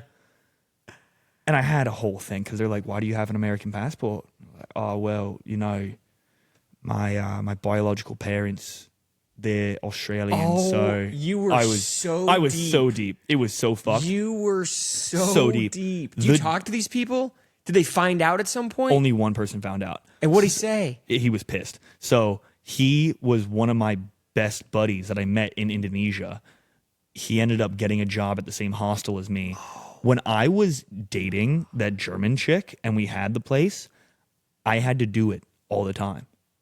Like pillow talking. It was so fucked. Like, after you smash, you're on the pillow and you're like, babe, can you scratch my back, mate? I'm so tired. Oh, it was so fucked. So God. I would walk out into the jungle to take phone calls with my friends and be like, dude, I'm losing it. I'm fucking. No wonder you left, dude. Yeah. No wonder you left. It was so fucking brutal. So then So she found out by the end. She didn't find out. No, she never found out. Gosh. So my buddy that got the job there, when he was in Melbourne. You had a 6-month relationship with a girl that thought I was Australian. With a fake Australian accent? Yeah. Oh, and my there were so God. many questions like, why does your music not sound Australian? And I was like, well, what do you mean? Like, when you sing, listen to any Australian singer, they sound American. It was fucked. It was actually fucked. So the one guy I had to break it to was my buddy who came. He was English, but I met him in Indonesia. He was in Thailand. He was in Vietnam. Right. And then in Australia on my birthday in Melbourne. It's on my birthday in Melbourne. I was like, we're fucking hammered. I was like, mate, I got to fucking tell you something. He's like, yeah, what? I was like, I'm not Australian. And he laughed. And I was like, I'm not. And we kind of just went about it. And the next day he called me and he was like, I've been thinking about it. And that's kind of really fucked up, dude. I was like, no, you're right. That's totally fucked up. Oh, and he was like, my God. He's like, what else is a lie? I was like, literally nothing. Everything's the only thing that is not true. All the adoption shit, everything. The only difference is my biological parents are an Australian. And we're still buddies. That's insane. How fucking nuts is that? That is nuts. I talked to my sister about it when I was over there. She's like, you need to do something. This is going to psychologically fuck you up. Dude, you must be killer with an Aussie accent, though. There's certain things I say different. How did you do it right away from the beginning that's and nobody noticed? You know what I mean? Because if I just started, if I was at the airport with a buddy and I was like, I'm going to fake an Australian accent. But you don't know him. What do you mean? The guy I met in Indonesia, I didn't know. We were out by the pool. He looked like me, and some girl asked if we were brothers. Right. But like, if I was to fake an accent, it wouldn't be that good. You know what I mean? I'm pretty good at Australian accent anyway. I don't know why. I'm good at it. You're just good at it. I don't know why I'm good. I can't do like any other accent. I can't do English. I can kind of do like a Scottish accent sometimes, but like Australian for some reason I just get. That's incredible. And before I left, when I was in Austin, before I went to Thailand, one of my buddies did a good English accent. So a gimmick would be we'd go out and pretend to be sometimes, just as like, we're never going to talk to these girls. I don't pick up girls at bars. So we were like, yeah, fuck it. So I kind of had it from that. Yeah. But I mean, even then, like if you do meet someone out, it's not as weird as be like, hey, by the way, sorry, me and my buddy were fucking around last night. Yeah. I'm not Australian. But the thing I felt fucked up about was telling this guy that you're like friends with. That I was for like 9 months, bro. That's insane. Yeah. That is and he was borderline psychotic behavior. It was that is really nuts. I kind of feel bad for the German chick too. That's also like, damn. Pillow talk. Pillow talk. Holy shit. Now it makes sense. Now it makes sense that you're like, I gotta go home. I gotta get the fuck out of here. I'm out. So you're in Australia. Why you're making good money there? Why leave Australia? Well, your visa is only if you are under 35, you can get a 1-year worker's visa, and that allows you to just work anywhere. But if you want to extend for a second year, you have to go work in like buttfuck nowhere for 3 months. So you need work out there. Yeah, so you can either work on a farm or you can do hospitality work in certain regions. Right. But those regions are in the middle of nowhere. Like fucking Alice Springs or some shit. I don't know where that is. But it's like middle of Australia, nowhere. Yeah. I have a buddy that was stationed there. It's like a military base. Yeah. So I was like, I don't want to be here another year. And one thing about traveling is nothing compounds. Like financially? In any way. Like career. Anyone you meet, you know you're not going to be super close with because they don't even live in the same country, let alone state as you. That is sad. Any money you make, you know you're just going to spend because you're still traveling. You don't have rent. I ended up getting rent. You're not building toward it. Yeah. Everything is a means to no end. So you kind of recognize that. Yeah, and I talked to my buddies about this who are like kind of moving along in their career. And I'm like, dude, I feel like I lost 2 fucking years. No. I don't regret it. No, back to full circle on the Tiger Woods thing. Mm-hmm. You learned something there that is probably valuable. It's intangibles. You know what I mean? Yeah. It's like the intangibles. There is a value to that made you a person that, it's 2 years, but also 2 years is not that fucking long of a time. No.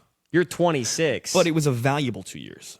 That 24 to 26, like right now, I've been back in real estate for 2 months and I already have 2 listings. And I'm like, well, if I was doing that for 2 years, like I'd already...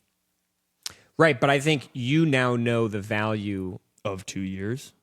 Yeah, there's an intangible, and you also are never going to have that lingering. What if I just moved to Thailand and fucking? Yeah, what if I just fucking went for it? Because you know now, like, no, I'm gonna hate it, and I can't keep up an Aussie accent that long. Dude, that actually fucked me up so bad. I called my buddies every night, and I was like, I don't know if I can keep it up. And they're like, you're doing it. I'm like, oh, sorry, because like. Waking up first thing in the morning and rolling over and having to be like, fuck, I need to be on right now. I felt like I was I was doing undercover work, dude. You're on a stakeout is what you are. You're an undercover cop. You probably had the same psychological experience as an undercover cop for a bit there. Start losing yourself. Where like you're pretending to do, like you're doing mafia voices in New Jersey, but really you're just some dude from Iowa from the suburbs. And you're like, God, I miss my family, but God, I miss my family. Ricky, when's the load coming? This hoagie's not going to eat itself, huh? So I now I completely get it. But now you're here and you're doing real estate. Yeah. Do you have so what about the events and all that? Do you still want to do that? Too much liability. Too much liability. I mean, there's the You could do that with way. real estate though. What do you mean? Well, I mean, you can host events and set up events. You know how to host events. I mean, you just set up lights, hire someone to play music, and it's the marketing is the hardest part. Like getting people to come, getting people to know about it. That is the hardest part, especially for real estate, because you're used to marketing to 16-year-olds. But if you were to market, Which is a pretty easy pitch. it is. Hey, there's alcohol. But if you take that same strategy and push it toward like, let's get people in a room, get some drinks, get some DJs, and then meet people, network. I mean, there's something there, right? You're good at it. Yeah, I think with the UT stuff that the group me's were already set up. Like these group me's already had all these members. They had like 10,000 members. So I just had to get into it and then I could just post to that. And they were all looking for that. But I don't know, with real estate, I believe if you have nothing to lose, you should have no pride. Like, if you have no money, you should not be afraid to do cold outreach. Right. What knock on a door? You're starting from zero. You're starting from zero. Like, I have nothing to lose. So I'm kind of going the route right now of like cold calling, but authentically. Like, this is going to be a super niche subject, but when you're calling for sale by owners, right? The general script you'll get is, ring. Hey, this is Arthur. I'm a local real estate agent. I was just curious, are you open to the idea of an agent bringing you a buyer? And the purpose of that question is to see if they are open to paying any commission. Even though you're not actually bringing them a buyer. You're not going to bring them a buyer. No one wants to work with for sale by owners. They're fucking dicks and they just want to save money and they're cheap and no one wants to work with them. Right. I skipped that. If the root of it is, are you selling by yourself because you don't want to pay commission? Just ask that. Why am I doing this runaround where they think I'm going to bring them a buyer and now I'm anchoring the conversation to, you think I'm going to bring you a buyer? That's not what I do. Right. I call, hey, James, noticed you're selling the house on 123 Broadway Street. I see you're selling that by yourself. Totally respect that, by the way. I'm a real estate agent. I was just curious, are you only doing that for the commission or is there another thing that I'm not seeing? Mm-hmm. And they go, oh, no, it's the commission. Okay, I understand. Well, if at any point you don't get this home sold, are you open to meeting with me and I can show you how you would net the most? Because you don't care what I make, right? You care what you make. Is that wrong? They go, no, that's not wrong. So if you sold it for more than what they are listing it for to offset the loss that they're paying you would have been. Yeah. Yes. I mean, the numbers are, let's say this home is $500,000. The home next door is $500,000. And that one sold for $500,000 with an agent. You have to sell this house for $500,000 in order to make that commission worth it. You have to sell this home for, yeah. You have to sell this home for the same amount that they sold their home. Right. But when you're selling this for sale by owner, one, you're not getting all the marketing and blah, blah, blah. Right. But when buyers come to you, they're thinking the same shit. They're thinking, he doesn't have to pay that commission, so I'm going to get a lower price. That's a good angle. Everyone's that is a great angle. They know you're saving the 3%, so they want some of that 3%. I've never heard anyone say it that way before. That's actually a great angle. And I mean, they're like, you're FSBO, like, give me a deal. Yeah. You don't have to pay that. You don't have to pay my 3. You don't have to pay your 3. So why don't you give me half off? With an angle like that, it's like, always use a realtor. But there's got to be some, well, probably not. Depends on the market. Depends. Yeah, it depends. It all depends. And the guy, the seller, it depends on a lot. But that is a good angle, though. I mean, during COVID, everyone was getting over asking. What about your network? So, like, you moved here. Are you the only one in your family in Austin? Mm-mm. My mom has the place in Westlake still. Yeah. My 18-year-old brother, he lives at Washington Lee in Virginia. And then my 16-year-old brother and my 10-year-old sister are in Croatia. Croatia? They're in Croatia. That's a whole nother fucking thing, dude. My mom's like a schizo, and she she thought she was being psychically attacked. So she moved to Israel because she thought it was like the motherland. And Are you Jewish? no, ew. Is she Jewish? Sorry, not ew. You was crazy. Not ew. Well, my stepdad was Jewish. So my last name's Erlich, which is German Jewish. Okay. But I'm not Jewish. Yeah. But she was like, I can't be psychically attacked in Israel. So she moved there during the war. And my brother just kept calling me. He's like, dude, we're literally in a bunker right now. Like, you have to get me out of here. What? So I got them to go to Croatia and stay with a family friend out in Croatia. So you set that up for them. Yeah, I mean, the family friend knows my mom, but my mom's just like impossible to fucking deal with. So I kind of negotiated that. And then my mom lost their passports, which I'm fucking sure she did. I think she burned them. I think she lit them on fire. But I got them new passports. To keep them there. Because she thinks they're the ones psychically attacking her. What? How does that work? I mean, she's just fully schizophrenic. Oh. Yeah. So she thinks I work for the Vatican. And that... Sorry to laugh. No, it's it's just so ridiculous. So she thinks me and all of her friends and my siblings work for the CIA, the FBI, the Vatican, and the Church of Scientology. And we're plants. We're paid actors. She got to Israel with the kids and she got away with it? I mean, yeah, she inherited like $5 million cash from my dad. And now she's like blown all the cash. And now she's kind of schizophrenic with money is a bad combo. It's so funny because the other mom, the one I got adopted to, same thing. One has money, one doesn't. And just seeing like the difference. They're the same person. One has a couple mil and one doesn't. in cash. Not to mention the assets. She has probably like 15 million in assets. What a crazy combo. And and nobody can like, well, now she's in Israel, so definitely not. Well, she's back. She's in Austin. But now. you can't like, okay. She's paying. This is obviously your business. I don't want to step on your business. I am an open book, brother. But like, if you there's no way to get a doctor to be like, the 5150er. What does that mean? 5150 is you're a threat to yourself or others. So they take you into a mandatory 72-hour hold to do a psych eval. I've seen House. I know about that. Yeah. So I've called lawyers about it.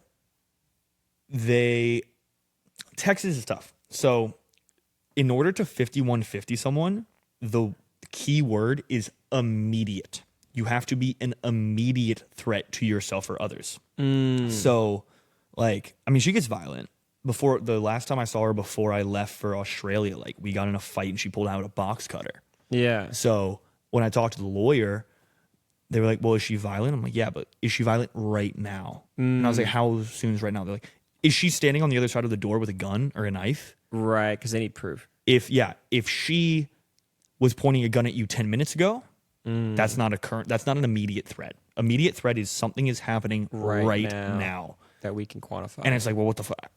What, I have to... You have to instigate. I have to instigate a physical fight so I can call the police? And I'm like, I'm not going to fucking do all that. Yeah, that's a lot. Okay. I'm at 3. I need to get to 6.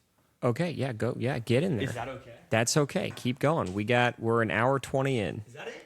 That's it. We're still going. We're probably going to go until the battery dies on the laptop. You want to plug it in? Let's see what my percentage is right now.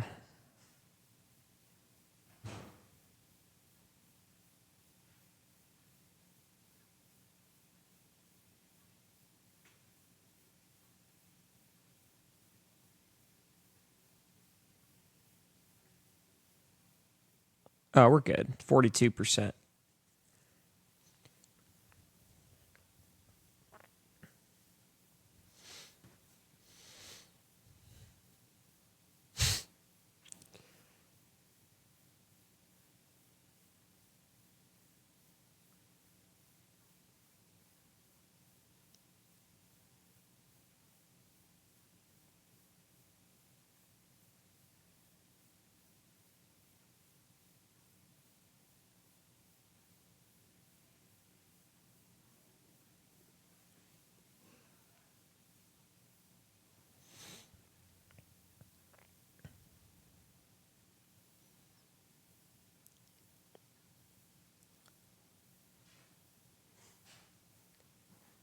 We're good. We're at 42. 42% on battery. We're solid. We're good. We are cruising.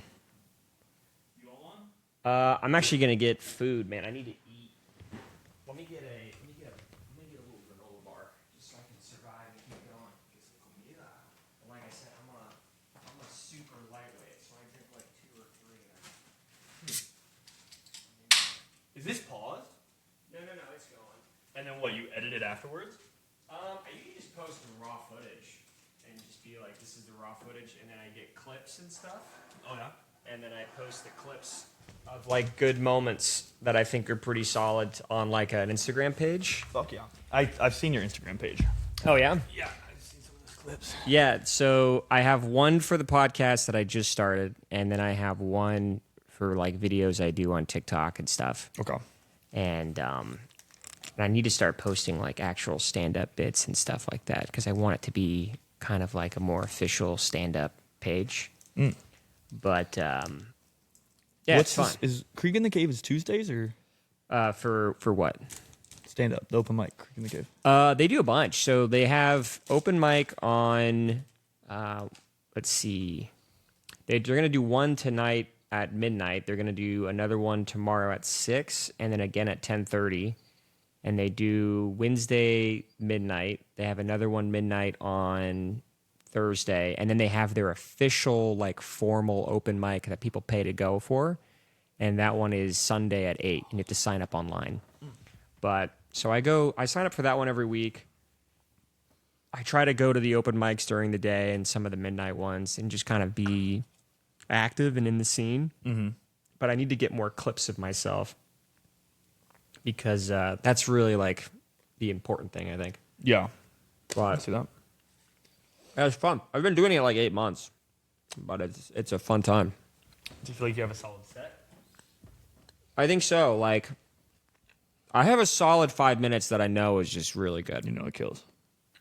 Now, I wish I did that at the Mothership, but what I ended up doing was like a new joke on top of. So I did some of my good stuff, and then I wanted to try a new joke for their open mic. But afterward, people were like, "You should just do your best set at Mothership whenever you get on the open mic every time."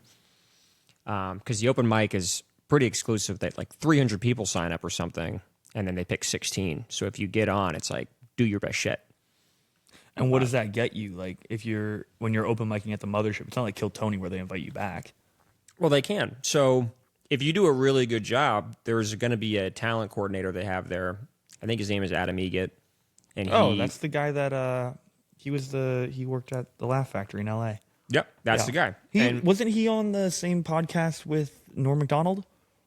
It might have been. But that guy will definitely be like, you're good.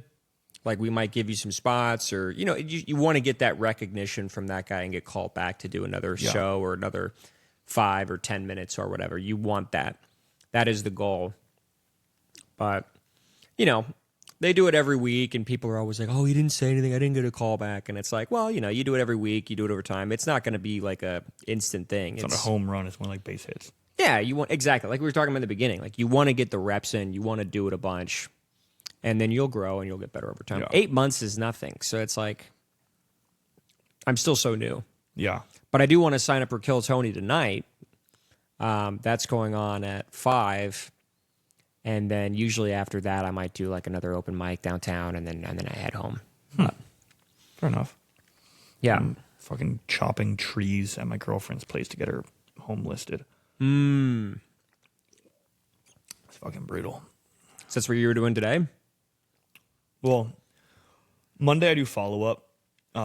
So I set a listing appointment for this home in Killeen. So I meet with him Wednesday. And then I followed up with the open house people over the weekend. I was doing an open house in Georgetown, like a 1.15 listing. And there's a couple people. But one of the guys, he's a buy-sell, and he has a condo. And I'm looking at his condo complex.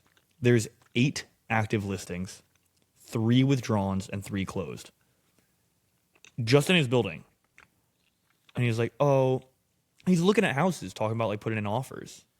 But he's like, oh, it's going to have to be contingent on me selling my condo. I'm like, yeah, fucking good luck, dude. The average days on market for his condo is like 75.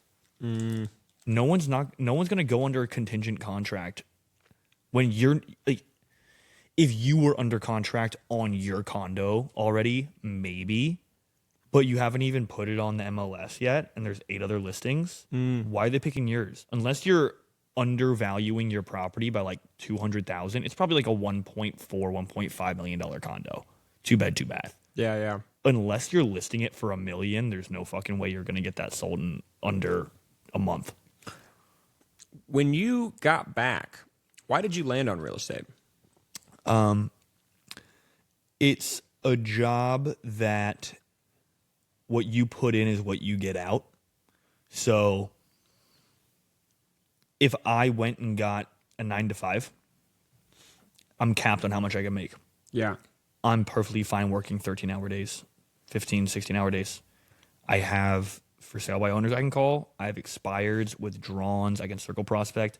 If I need money, like, yeah, the close is going to, if I get under contract and Take everything, time. it's going to take time. But I can sit on Mojo, which is my dialer and my CRM. I can sit there, connect my phone, and make, I mean, I do 300 calls in an hour and a half. I can easily make 1,500 calls a day.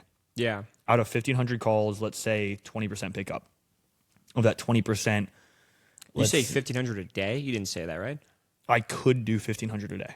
What? I don't. I do 300. There's no way you could do 1,500 calls a Well, day. it's a triple dialer. So a call isn't okay. a call Okay, isn't I a got you. conversation. A call is Got you.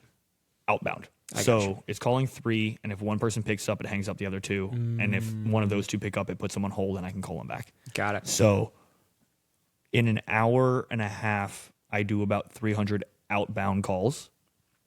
Of those 300 calls, about 20% pickup. So that's 60 people, right?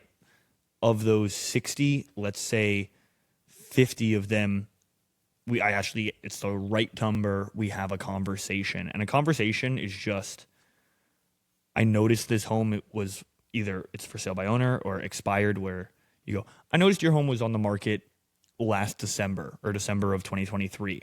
Did you end up selling that? Or are you still interested in selling that? Right.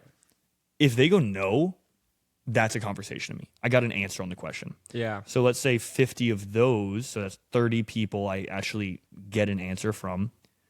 I mean, you should be setting 4 appointments a week. This is a lot of dialing, though. What the fuck else are you doing?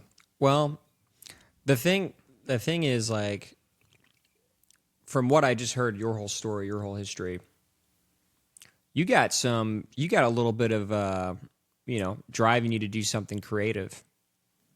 I think you should kind of lean into that. You know what I mean? I think creativity has a place in anything. You can do anything creatively. Yeah. And I think I do real estate creatively. Yeah. So when I do an open house, like, I'll wear this, Right. but I'm going to talk to you like you're a human. And I think so many people take that out of the equation in sales. For sure. Like, I think when you get into a sales slump, it's because you're attached to the outcome. I'm not attached to the outcome. I'm going to talk to you. If you're rude to me, I'll be like, hey, I noticed you're being kind of rude to me. What's up? I'm not trying to sell you something. Yeah. If you want to sell your home, I honestly believe that I can help you do that. You're not thinking about the ends while you're in the means. Yeah. No. And Yeah. it's That's when the you, number one rule for Yeah. like sales in general. You just can't be like, well, when you know. attach a stigma to it, like, I know so many people who discount their commission. Where if someone's like, hey, my girlfriend needs some extra money because she needs to sell this home and she needs to buy another one, and it's a whole fucking thing.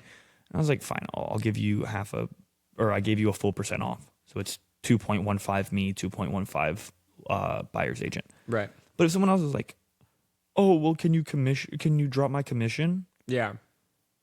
A lot of other people I feel like would freeze on that because the subject of money is Kind of gets it all weird. yeah.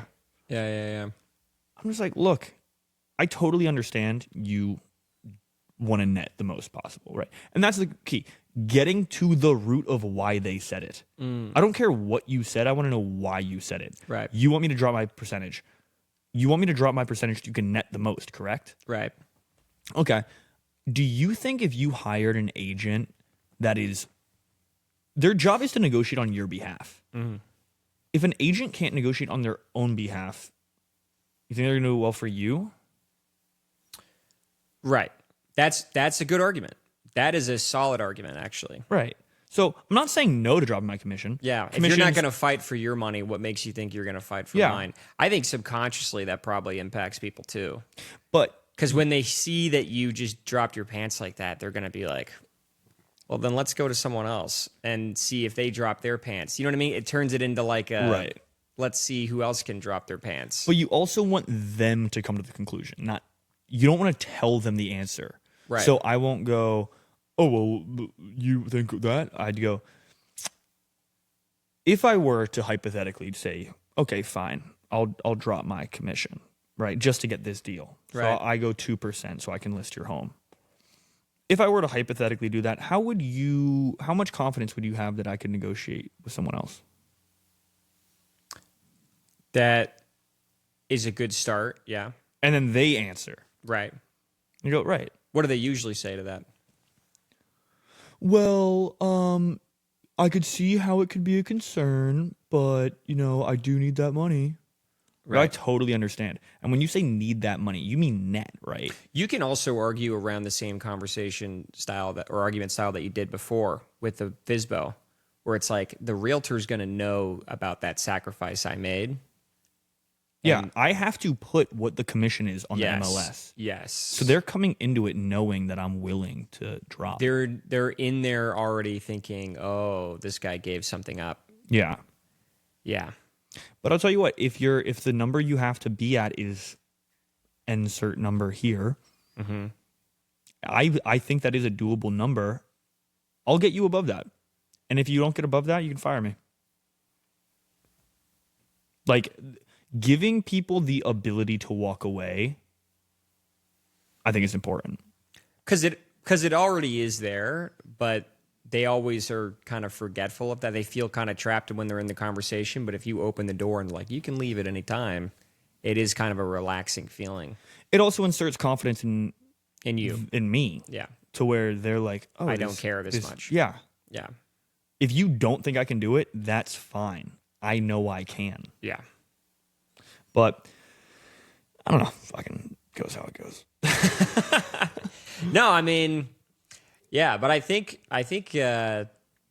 just from like you said with your history though, I think it would be cool if you started doing events of some kind, because that's how a lot of people get business. Like I know there's this one group of girls here in Austin. They set up like these first time home buyer events that they do, and they rent out a bar, they get some music, some food. And then they just bring some people in to schmooze. And that's how they get buyers, is just inviting, like, hey, it's a first-time home buyer seminar. And then who shows up? First-time home buyers. I can see that. And that's like a cool way of, because to me, and I don't want to be like, I've been doing this, wow. But like, I've been doing this 6 years. You get burned out on the cold calls. There's going to be a point where you're like, I fucking hate this. You know what I mean? Well, I didn't get burnt out this go around, but I work with this guy named Greg. Mm. And when I first started doing it again, you got that rust and you're kind of scared. And I was script practicing with him. Yeah. And he was like, dude, just want to make some calls. And his whole point on the calls was, I'm not going to be the one that hangs up. They are. And that's a good strategy. The shit he's like, do not adopt this strategy long term. Crazy shit on there. Dude. I don't know if it couldn't have been planned. I mean, he did it through Mojo, but he called this guy and he was like, "Oh, you a fucking real estate agent? I hate y'all motherfuckers." He goes, "Tell me about that." And just go straight therapy. Just kept him on it. Oh my and he's like, God. He's like, "So you're not interested in selling your home?" He goes, "No, I hate real estate agents." He goes, "Well, where do we go from here?" And I was like, I fucking couldn't. But now I keep him on the phone. I try and get him to laugh.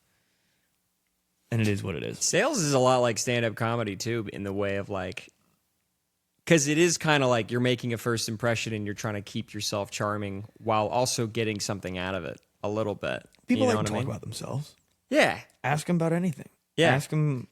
When I first started, I was at realtor.com, and we would sell to these mortgage guys. And there was a guy on our fucking team, and he was like that. He was like, I'm never hanging up the phone. Like, this motherfucker's hanging up on me. That's how he would do it all the time. And this guy was like New York stock trader type guy. He would get in there, and the shit he would say on the phone, he's like, what, you're saying you don't want more leads for you? Like, what are you telling me, that these real estate, you can't build one connection with the realtor? It's fucking refreshing, though. Yeah. Like, if you got that call, you hang up when you hear the normal sales shit. Yeah. Hey, are you open to click? But he was so upfront and honest and saying real shit at the same time while not being aggressive or offensive. Did he have a good close rate? Yeah, I mean, he did good. He was kind of lazy, but he was good on the phone. You know what I mean? He's the kind of guy that's like, he'll make 4 calls a day, but his talk time is like hours because he's just holding that guy on the phone and just really breaking it down. And to the point where it's like, I've been on the phone with this guy for 3 hours. I'm not going to buy the product now. You know what I mean? It's like, what am I just going to waste my 3 hours and say that was for nothing? And that was the opposite. That was the opposite of how I strategized. My strategy was more along the lines of, I'm going to find the perfect buyer through sourcing, or like the perfect mortgage company through sourcing that would benefit the most from the leads, so that I can try to do it without having a conversation. I wasn't good at the sales conversation. I was good at the sourcing. I had a good close rate too. Okay. But if it works, it works. It worked, right? I was good at sourcing and finding, like, this is a good mortgage company. I'll show them the product and they'll just buy it. You know what I mean? Because what if you're wrong? Then you just wasted all that time doing all that back search. But I kind of wasn't. After a while, I started getting good at being like, just the framework of this company, how they lay out their website, how they design their LOs, how they structure their commission. I know that I'll show them the product and they'll be like, this plugs in perfect. Like, I just know. But what his strategy was, he'll call more of a shotgun approach with like how and who he called. And then when he got someone on the phone, he would be like, okay, now we're just going to lean on him, you know? Just going to lean on the guy, and eventually he'll break. Yeah. And eventually he'll try it. And they may not be a long-term customer, but they're going to fucking try it. And there was money in that. Yeah. And so what ended up happening, I think he was good at getting people to do the initial purchase of the leads, because that's what we were doing. We were selling leads. And you make more commission on the purchase of the leads. So he'd get a lot of people to buy, but then they would cancel. Why would they cancel? Well, because he leaned on them. And they got a little buyer's remorse. They try and they're like, well, this isn't actually click too well with us. You know what I mean? But that sounds like a product issue. I think it was a bit of a sales issue in my... But if you have a good product, shouldn't it work?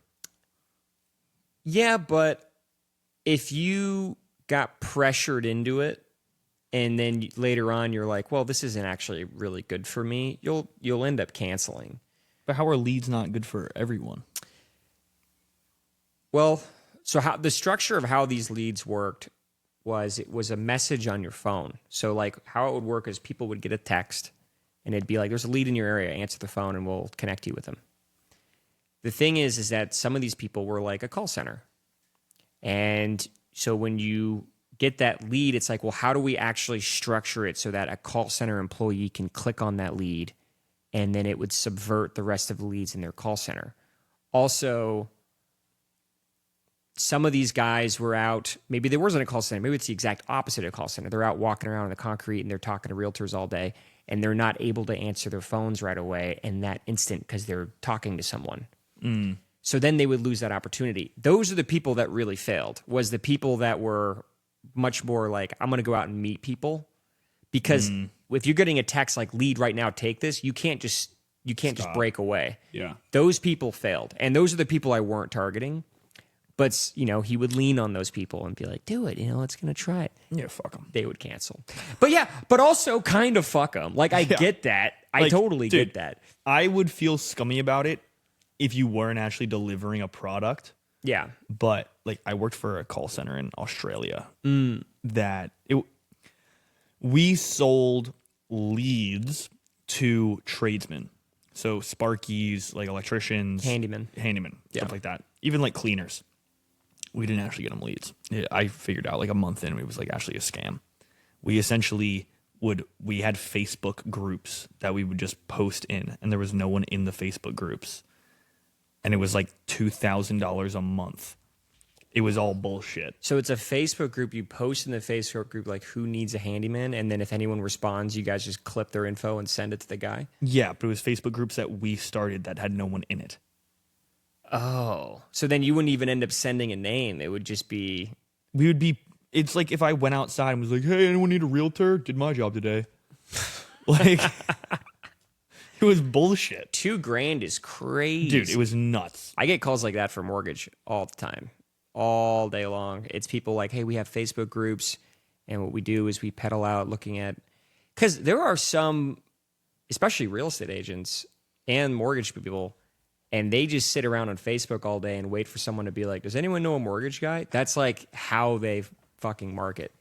Yeah. I mean, if I were to go that route, like if I were to be selling that service, it would essentially be, I'll run your Facebook ads for you, for your company. Yeah. Free of charge, fully free of charge. All you have to pay for is the money spent on ads. Okay. So I'm working for you for free. I'm running your Facebook ads for free. You're spending it if I was just starting fresh. And I would essentially be using your money that you're putting into the ad, like that's that actual ad revenue, right? So I'd be using your money to teach me how to do it. And then once I started getting good and I could see my click-through rate, then you charge. I would use that click-through rate, be like, I have a 50% click-through rate. We charge this much. I can guarantee you this many leads. But at first, you're free. At first, I'm free. I think people... There's a lot of places that do that, though. It's the best way to do it. It's the best offer. Like, a lot of people are so quick to, I want to make money now. It's like, well, you have nothing. You have nothing. You offer nothing. I feel like I don't want to buy any of those services, though, because I always think, like, I could figure this out myself. Like, I ran through some Facebook ads myself, and I didn't really get anywhere. Well, that's where leverage comes in. It's like, yeah, you could do it yourself. But you could get But someone you else. have to learn how to run Facebook ads. You have to do all this shit. But isn't it a good thing to learn? I feel like it's kind of a good thing to know how it all works and to set it all up yourself. Yes, but then there's the leverage aspect where it's like, again, Alex Ramosi, he's like, he started out selling, he owned gyms, right? So he was selling gym memberships. And he's like, when I sell a gym membership, I make this much money and then I can upsell them on protein and creatine and all this other shit. He found out what his hourly rate was. So he's like, let's say I make $200 an hour if I'm closing sales. Anytime I'm not spending closing sales, I am losing $200. So it actually makes more sense for me to Postmates food in than to meal prep and cook myself. Because he reached that level. From an hourly rate. So once you figure out what your hourly rate is, then you start to know. Yeah. Well, anything under that hourly rate, you should outsource. It's kind of the same thing with like why billionaires get a helicopter or something. Yeah. It's like any time I spend not flying, anytime I spend driving, not doing the thing that makes me money is losing me money. Is losing me money. So I should have a cook. I should have a maid. Because anytime I'm spending doing my dishes, I'm not making calls. You're not making calls. Yeah. But then there's also the... but like, at our level, though, do you see that in your day-to-day life? There's things that you're like, I should start. Because that's right. That sounds right. I agree with it. But trying to translate it in my, I guess, tier... Mm-hmm. It's hard for me to recognize, like, what should I be cutting out of my life? Well, what people fuck up is they stop doing things that make them money to do things that don't make them money. So, like, you need to figure out what is, the 80-20 rule? Yeah. Like, 20% of the things you do create 80% of the outcome? Or 80% of the people are doing nothing and 20% of the people are doing pretty much everything. Yes. Yeah. Yeah, it's... essentially the same principle. Same principle where 20% of the actions you take create 80% of the outcomes. So you don't need to add more things to your life. You need to take out more things of your life. So, like, let's take what I was doing today, for example. I'm cutting down trees for my girlfriend to get her house looking pretty so I can sell it. I shouldn't be doing that. I should be making cold calls to try and get more listings. I'm kind of like, fuck it, because it's my girlfriend. But if any other client asked me to do that, would I do it? No. Absolutely not. Right. No chance in fucking hell. Right. So I think it's taking out things that don't add. So many people are like, oh, well, what is that person doing? Like, if you look at a successful person, you're like, well, what are they doing that I'm not? It's generally not that. It's generally, what are they not doing that you are? I know exactly what the answer is for me. It's video games. A lot of people do know, but it's just hard to admit. It's for sure video games for me. Because like a lot of times I'll just be there and I'm playing and it's like, I'm getting nothing out of this. I do it with chess. I play chess online. I'm like, I shouldn't be fucking doing this. And it's just dumb. It's a time suck. And then, yeah. So like I found what I'm trying to do now is like I want to be able to make TikTok videos that pay me. They need to be 1-minute videos. I try to post one 1-minute video every day. Yeah. And I've had a few blow up and I'm like, okay, that's a good one that blew up, that did well. How, when you say blow up, what like numbers? I did one that got 25 million views. Fucking Christ. Yeah, that one did really well. Of what? It was me talking about a guy with a Chinese accent. You were doing a Chinese accent? No, so the video is me. Oh, this guy is so serious. Well, so here's what the whole thing was. It was, there is a guy in China, I saw a video of him, who is a white guy, and he has a Chinese accent. Love it. And the video was, imagine being that guy and visiting the United States, and you're ordering a drink, you're getting a cab, you're just talking to someone, and the first thing you do is like, oh, how are you? And everyone's like, what the fuck are you doing? Oh, you are so serious. Yeah, and he's like, no, I sound like it is. And they're gonna be like, what the fuck? No, you don't. That's racist. It is. It's really, but that's the video was like, there was no way that guy could just live here. And you got paid off that? Yeah, they paid me $5,000. Not bad. Not bad. I got paid off it. All right, hold on. I'm going for par. I'm at 4. Get in, dude. Get it, dude. You're good. Those are for you. I'm going for an albatross. I love it. Oh, speaking of, there's a golf tournament I'm going to invite you to. Okay. But, yeah, so what was I saying? I had that one. I had another one that got about 9 million views, and that paid me like $2,000. Yeah, take a piss. Yeah, you're good.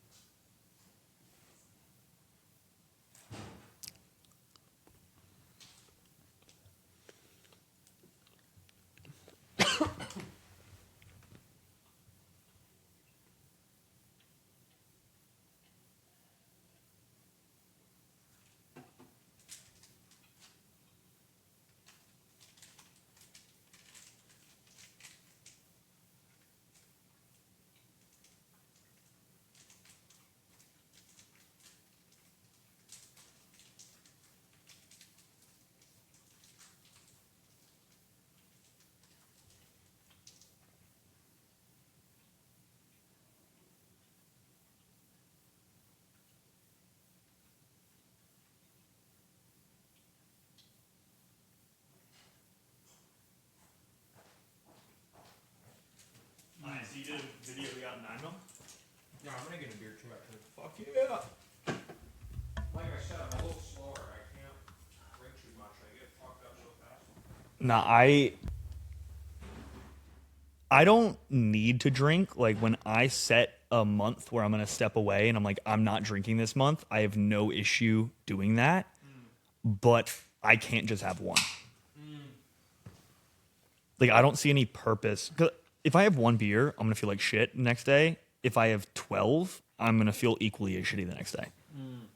So I'm like, might as well have 12. Have you seen that video of the guy when he's like, when your buddies tell you to go out for just one, it's like There's no fucking point There's in no going point. out for just one. There's no point. I'm going to have 100, okay? I'm going out to get smashed and talk shit, and that is what it is. But okay, so you got the one with 25 mil, Yeah, which made so you that 5K. one paid 5. Then I made one that got like 9 million, and that paid like 2,500, something like that.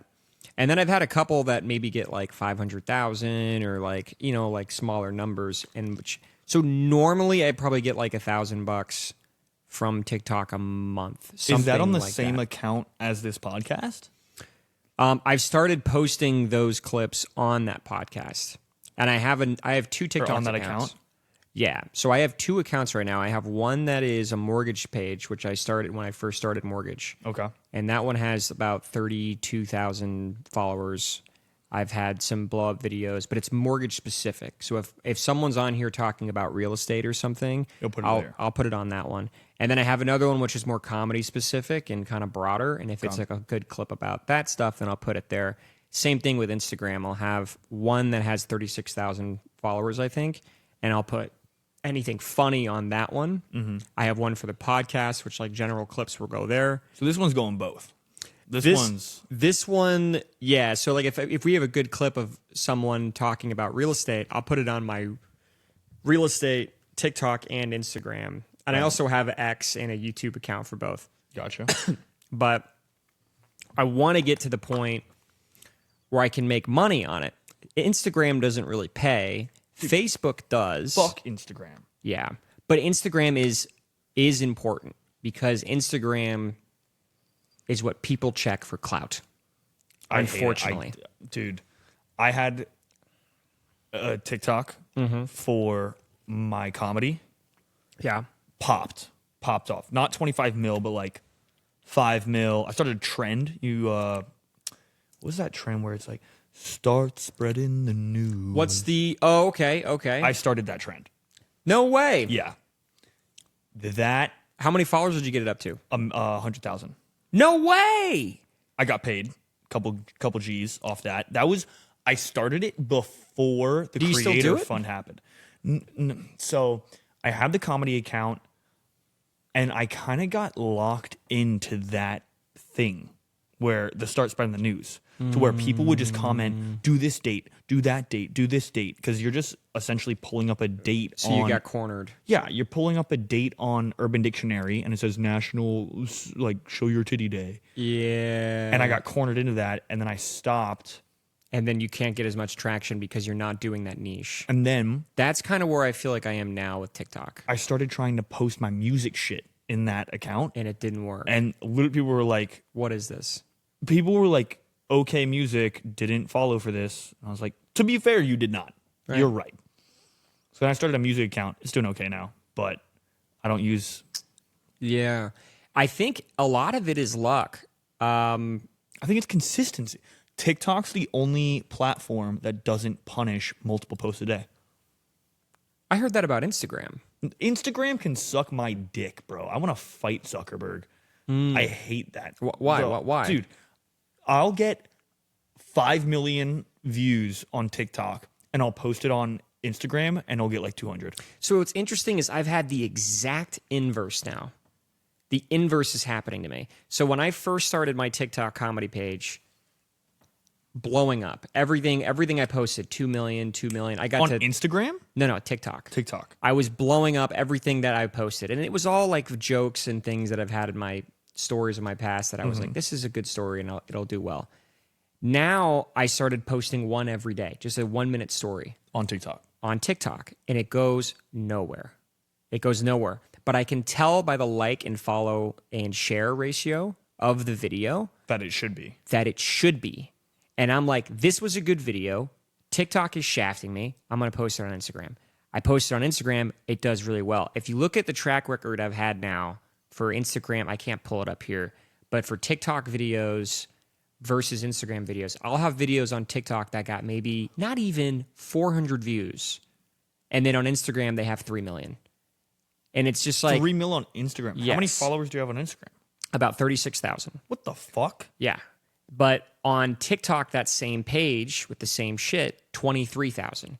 But objectively, I post more on TikTok. I post more consistently, and I have more quality stuff on there. Yeah, Instagram fucking shafts me. There's a girl on my real estate team, and her whole entire thing is social media. I think it's bullshit. Why? This is circumstantial.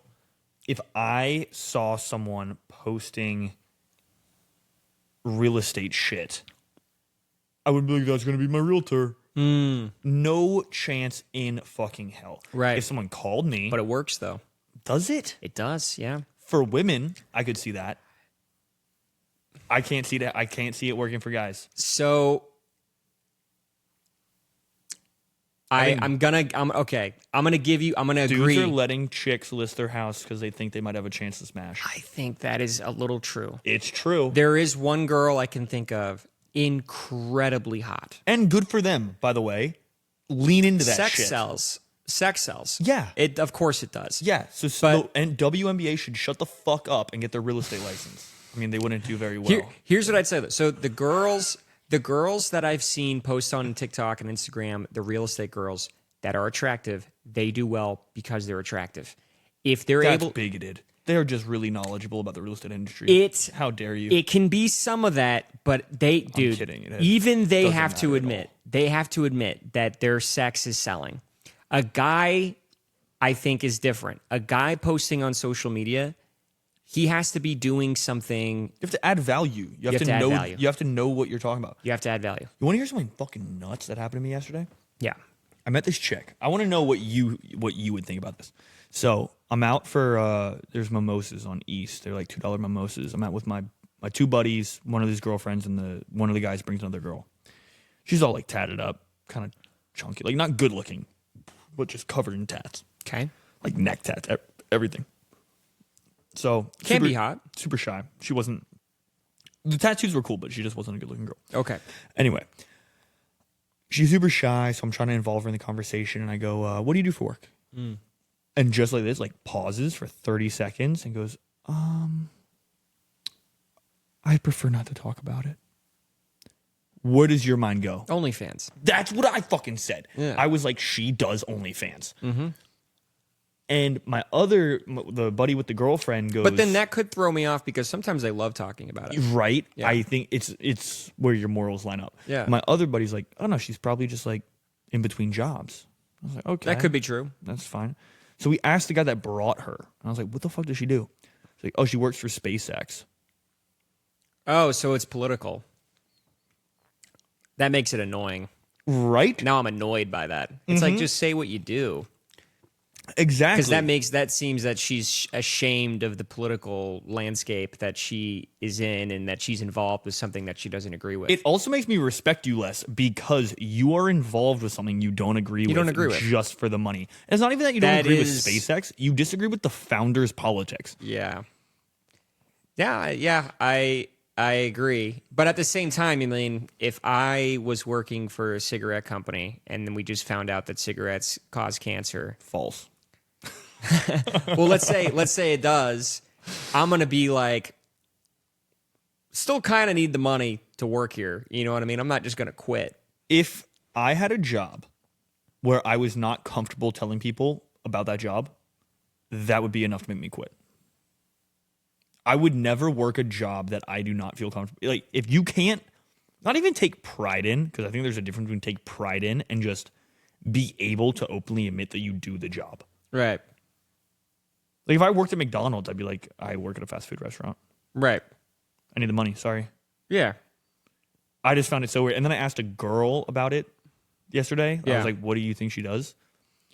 And she flipped out at me. She's like, oh, you think she'd be embarrassed to do OnlyFans? And I was like, no, I think some girls would be, though. some girls understand.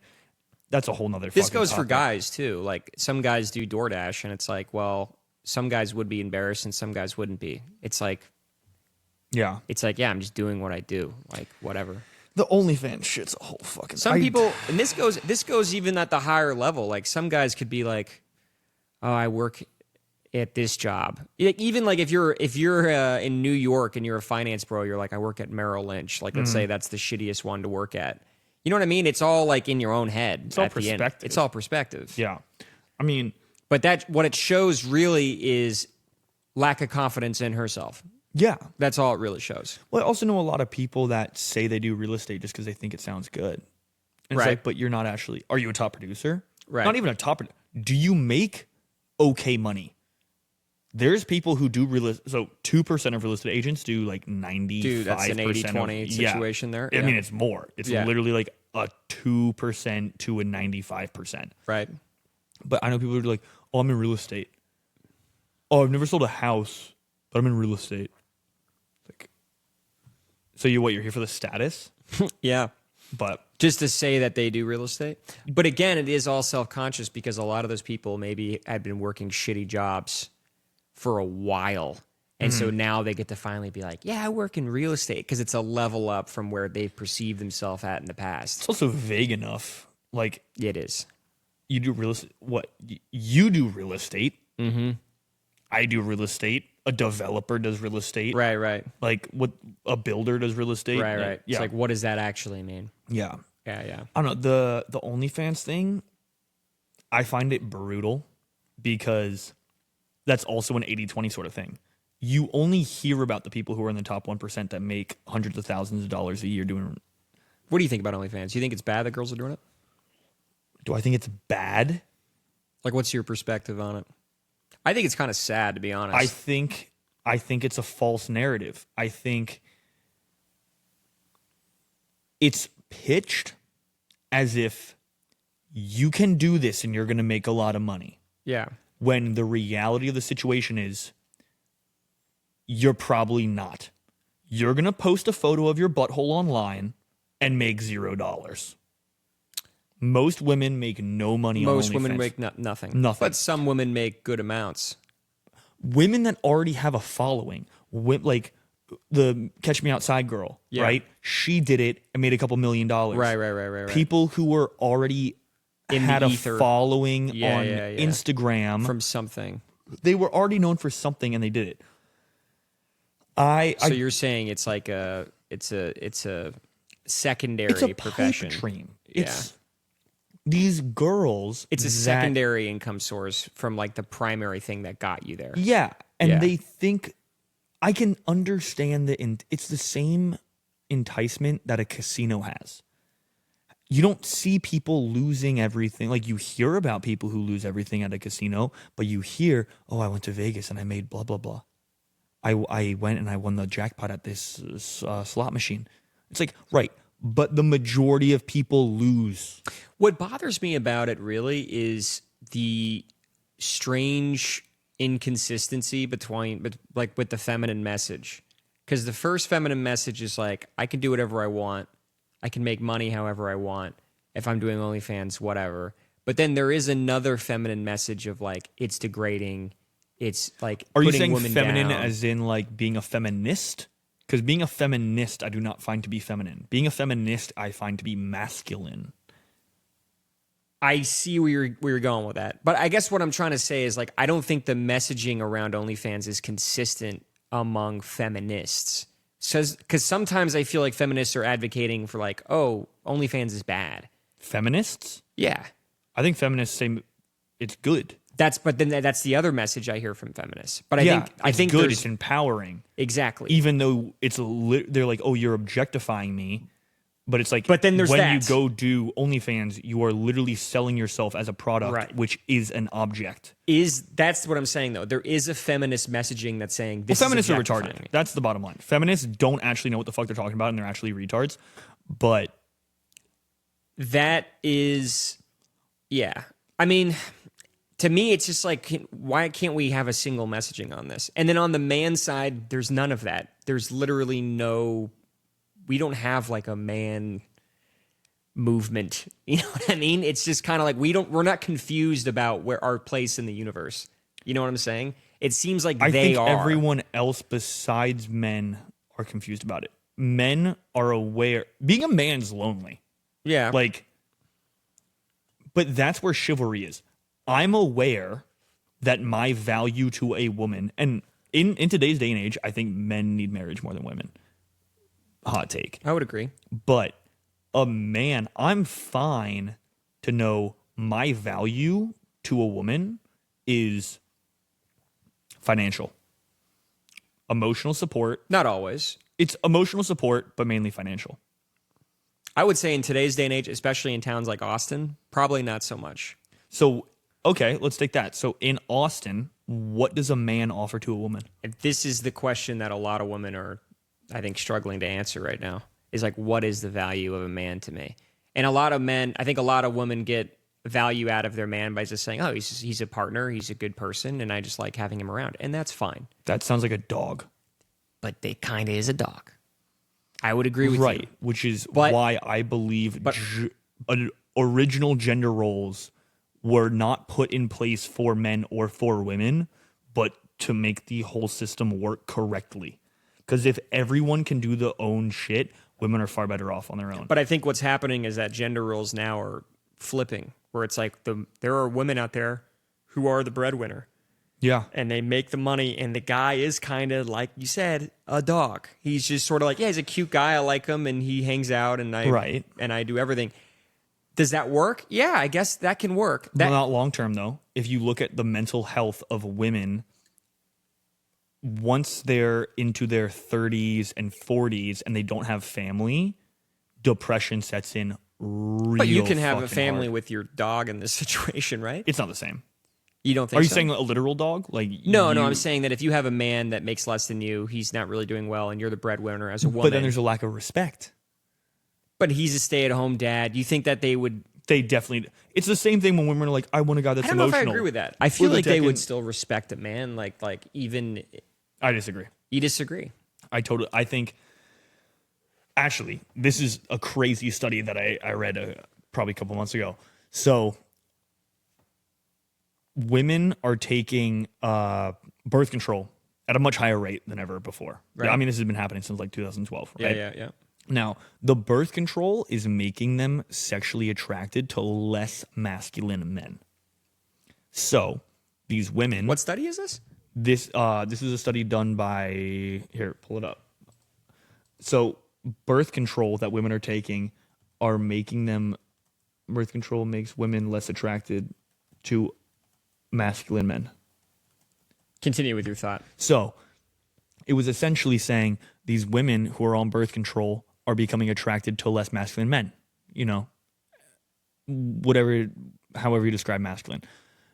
Now, once they're married, they get off birth control to have children and are no longer attracted to their husbands. Why? So why exactly do you think it's making them attracted to less masculine men? It's suppressing your hormones. Birth control alters your hormones. And I mean, it might not even be for procreation purposes. Some women do it for acne, some women do it for weight, but it makes high testosterone men, and there are physical features that come across with testosterone, like jawline, facial hair. Testosterone actually makes you lose your hair. Right. But it makes you grow your facial hair.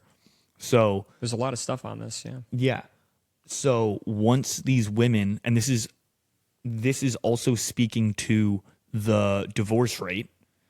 So women marry a guy, they go off the pill or whatever birth control they're on because they want to have children, and they no longer find their husbands sexually attractive. The divorce. Another thing with the divorce rate, that 50% thing, that's totally skewed, which I don't love. I'm Republican, but like the red pill shit about like, oh, well, divorce is so high, so we shouldn't get married. It's skewed. People who are divorced once are more likely to be divorced afterwards. So the 50% divorce rate are people who have been married. Oh, people who are 3, just 4 turning times. and burning. Yeah. Yeah. You go through 4 marriages and they all divorce, as opposed to and they're stacking the real numbers. If 80-20 again. If you look at what's the divorce rate for first-time marriages, it's like 80. Okay. 80% non-divorce. That's okay. Let me look that up. Actually, Yeah, check that. Look up like a first-time. What's the divorce rate for first-time marriages? I think that sounds right. That does sound accurate. Key divorce statistics. How many see how that's Oh, here we phrased? go. How many marriages end in divorce? Not how many first-time marriages end in divorce. Exaggeration. When it comes to first marriage, only 43% of which are dissolved. Of which are dissolved. Second and third marriages actually fail at a far higher rate. Yeah, because you've already quit once. Okay, but it's not 50. It says 43, which is still pretty damn high, though. 43% of first-time marriages. Half. It's a bit of an exaggeration when it comes to first time. Only 43%. That's not what I don't know if I read it off of Forbes. What I saw, I think it might have been like 23 or 33. But it's definitely not. I mean, 43 and 50 are like essentially the same fucking thing. Yeah. But then it's also I see what you're saying, though. That does make sense. But also geographically, like if you take out the super liberal states like New York and California, I bet it's a lot lower. It's like everywhere in Middle America, Right. It's like 93. Right. Like I would people agree that with have core Christian values. would I'm agree not with Christian, but they stick together more. I completely agree with that. Yeah. I also think like finding, because the average marriage age but for we were women talking is like about- 25, and the average marriage age for men is like 38. That sounds right. But My parents, why? well, because men, I think, we don't have that biological clock, and I think women do, and they definitely want to get married sooner, and they're also attracted to older men, and I think men, But what are they attracted to? they're attracted to experience. I think they're attracted to that, and they're attracted to a man who doesn't. I think part of experience is like we said with sales. It's just not caring. There's a point when you get, like, I'm in my 30s now, and I definitely think I'm different than when I was 20. When I was 20, I cared. I cared a lot about people and girls and all that. Now I don't, and I feel like I do better more. now. Yeah. It translates more because now girls look at me and they're like, "This guy's he's just doing his thing. He's vibing," and it's more attractive. And also, girls are attracted to older men, I think. I looked at it as a value, like, again, back to general gender roles. A man offers financial stability and emotional stability. Again, as an older man. What do men get as you go? You get more money and more emotionally stable. Right. Women offer beauty and companionship. Yeah, now, completely agree. I think there is something to be said about if you've had 50 partners, your partnership means less because more people have had it. So, I mean, I'm not saying like, oh, marry virgins. You know, I don't think that's realistic. But there is an aspect of You dilute it. you've diluted the value with the more people Of a you've relationship. been with. It's like saying I love you to everyone. If I say I love you to every person I meet, the fact that I say I love you doesn't mean much. I agree with that. That's I think I agree, but that sounds like it can get into a really crazy place. But I do agree. What crazy place can you get to? Well, because then you can get into the situation of like, you've been with, then you start calling people out on like body count and shit. Like, I mean, my body count's fucking gross. But, this is going to sound like super fucking misogynistic, but like a lock that opens to any key is a shitty lock. A key that opens any lock is a master key. So it's the sperm and egg thing. Well, I think it comes down to who grants access to sex. It's women. Exactly. There is an aspect of that. There is an angle to that. That's the same reason when women claim sexual assault or anything like that, it's taken super seriously, as opposed to when a man claims it. It's like when a female teacher sexually assaults a male child, no one cares as much as when a male teacher sexually assaults. It's not a big of an impact. It's because a woman is granting access. So if you are the one granting access, like a man that there's a truth there. There is a man that has a high body count, it's like it literally comes.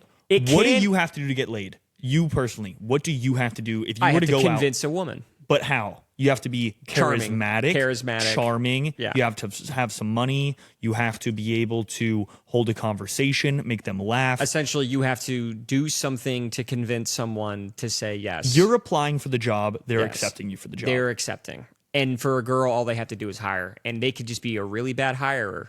And if they're bad at hiring, that's kind of on them. Have you seen the It swipe sounds rates? bad. It does sound bad. It sounds fine. It sounds true. Well, it sounds true, but the thing is, there is a message these days of girls being like, yeah, but I should be able to explore my sexuality just as much as men. And I agree with that.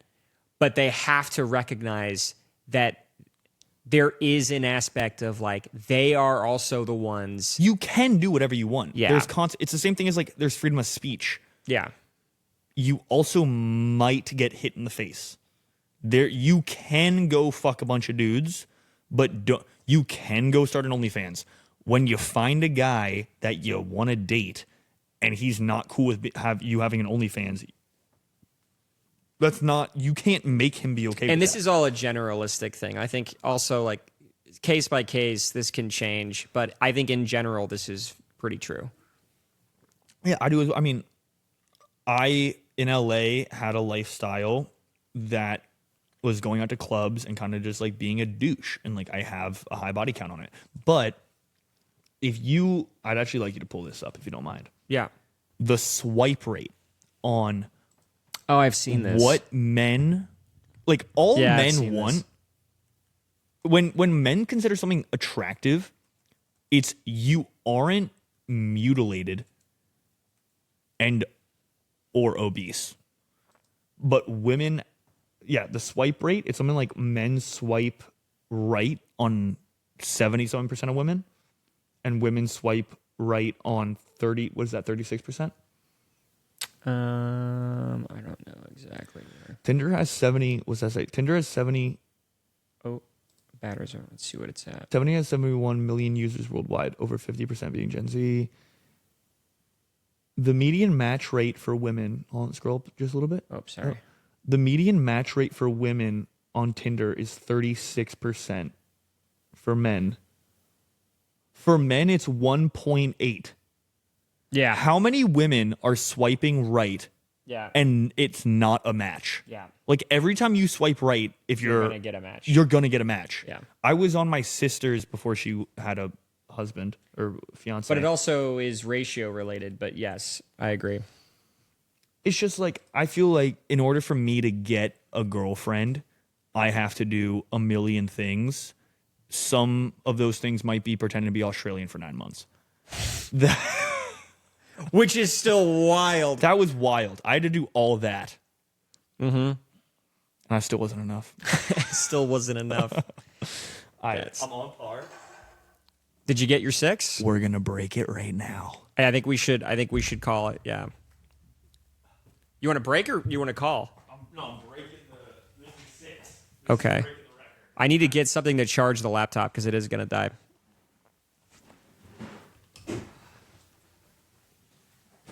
Podcast all over. Yeah, let me let's see here. I have a charger somewhere. I'll make that more time. Get in there.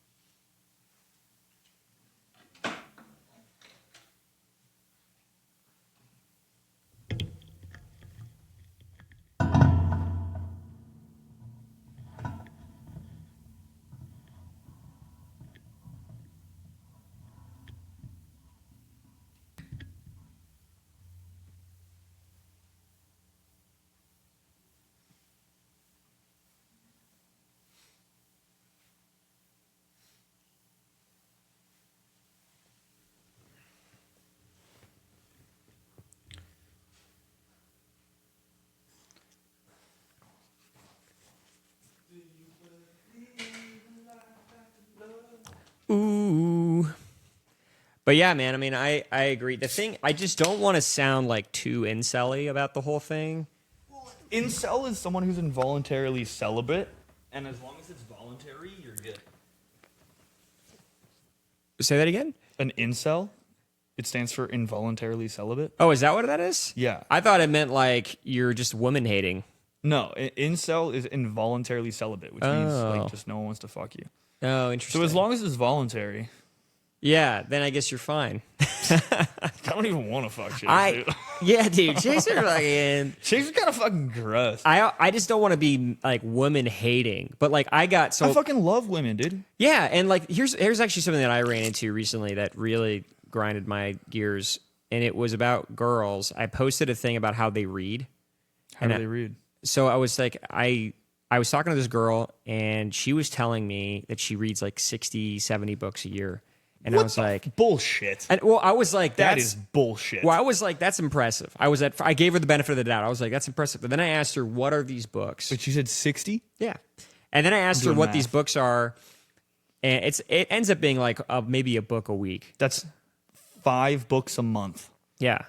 And I was like, that's kind of impressive. Like, what are you reading? And then she started telling me, and it was all like these crappy romance novel bullshit books. Oh, dude. Like Smut. You know, basically Smut. It's porn. It's porn. And I posted that online, and these girls have just demolished me in the comments, like coming at me like, I can read whatever I want, do whatever I want. And it's like, look. No one's saying you can't. I'm just saying you're wrong for it. I'm saying, and that's exactly what I'm saying. I'm saying, like, look, you can read whatever. I don't care. Everybody has their dumb shit that they do. Sports, World of Warcraft, fucking reading romance novels. Mm-hmm. But you have to admit that there is zero benefit that this is having in your life. But you to walk around and be like, I'm a big reader, I'm well-read, and I'm a knowledgeable person. I'm well-read. Because I'm reading bullshit romance novels. It's like, that's garbage. And they were like, imagined a cream pie the other day. I'm fucking well-read. I know.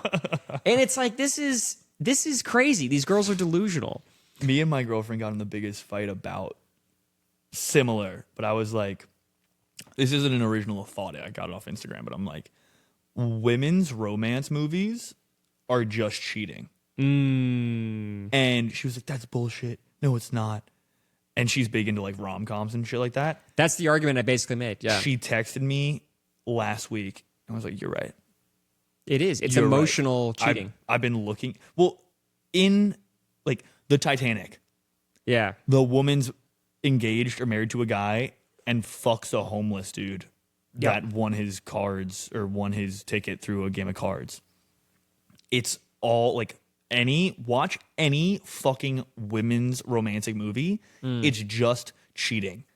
I had a husband and I went home to meet this small town guy. Yeah. And I cheated on my husband. And I cheated on him. That's it. That's the entire thing. But the thing that makes it so terrible is that they build this elaborate story to why it's okay. And it's like, and then so they can tell themselves, I'm a good person. But in reality, it's like, dude, you just cheated on your fucking husband. Oh my fucking God. Hold on. Tell me about this. So I care more about why someone thinks what they think as opposed to what they think. Right? Yeah. So I was out. I ended up third wheeling my buddy's date somehow. It was an accident. We were at a speakeasy. Yeah. And the woman started talking about abortion. Okay. Right. I don't really give a fuck about abortion. Like, I have an opinion, but it doesn't really matter. I agree. Anyway. Yeah. Her opinion was you should be able to abort a baby up until the day before it's born. And I was like, okay. A little wild. I was like, you are aware that that's an extreme view. It's a crazy view. She's like, no, it's not extreme. Yeah, it's pretty extreme. I'm like, okay. Whether it's extreme or not wasn't even my point. My point to her was when someone disagrees with you, let's say. Why did she think that? I don't care. I didn't even ask. I was just like, this person's a fucking retard. I'm not going to go down this hole. Yeah. Like, if you see someone eating shit on the side of the road, you're not going to ask, like, do you enjoy it? You're insane. I don't even care. Right. I'm not going to argue with the homeless guy outside of 7-Eleven. I just assume you're insane. Right. But the argument I started having with her was people who disagree with your belief, which whether you believe is extreme or not, I don't care. All right. The people that disagree with your belief, do you think they're a bad person? And what'd you say? She said yes. Yeah, that's not right. And I asked her why. And she's like, well, I have my belief because I'm a good person. So anyone that doesn't have my belief must be a bad person. Yeah, that's a weird place to be. It's a bad place to be. But it's where people are today. Yeah. And it's such like it's first of all, it's lazy, but it's like a Disney caricature version of a villain where it's like the bad guy's bad because he's bad. Yeah. It's like, well, it's no not, one thinks they're bad. the world is not that simple. Everyone thinks they're doing the right thing. Yes. And I think a lot of people can't wrap their head around that. That is a tough place. Have you ever met guys that do that? Yeah. And I don't think this is a woman or man thing. I think it's a low IQ thing. Right. Like, I mean, my sister got sexually assaulted, right? And we were talking about it and she got very emotional about it, understandably. But I talked to other women, like her friend group, that had been sexually assaulted. And they're like, we need to teach men that rape is wrong. It's such a simplistic. I go, right. the fact, let's take a rapist, right? If they actually thought it wasn't wrong, they'd do it out in public. They'd be in the park. But hey, you're not allowed to do that. You'd be like, oh, I'm not. I'm sorry. The fact they hide it means they know it's wrong. Right. So there are people, yes, there are people that do things that's that they know like are the wrong. nth degree of rape. That's rape where it's like, yeah, I'm holding you down and I'm raping you. That's like barbarian As opposed to rape. not getting full consent. Yeah, there's spectrums. Yes. Right. Yes. The question is, I like to think people know what's wrong. Like you can tell when something is right or wrong. yeah, you know what's, yeah. Yeah. But back to the conversation with that girl is the majority of people, unless you're a sociopath, think what they're doing is right. Right. Have you heard of the writer's fallacy? No. Okay. I was trying to guess. It's called the writer's fallacy because the way it's The person that's writing their own story is somehow no. So imagine you wrote a book. Right. This is the writer's. You wrote a book. It's 300 pages long, let's say. And I go, are there errors in this book? Are there any writing errors or any punctuation errors or anything like that? You'd probably say yes, right? So you go through it 5 times, 10 times, 15 times, trying to find the errors, correcting them all. And after you do it 15 times, I go, are there still errors in this book? Would you bet your life there's no errors in this book? my life. No. Exactly. Right. So there might be. I can't find the error, but I know there might be one. Right.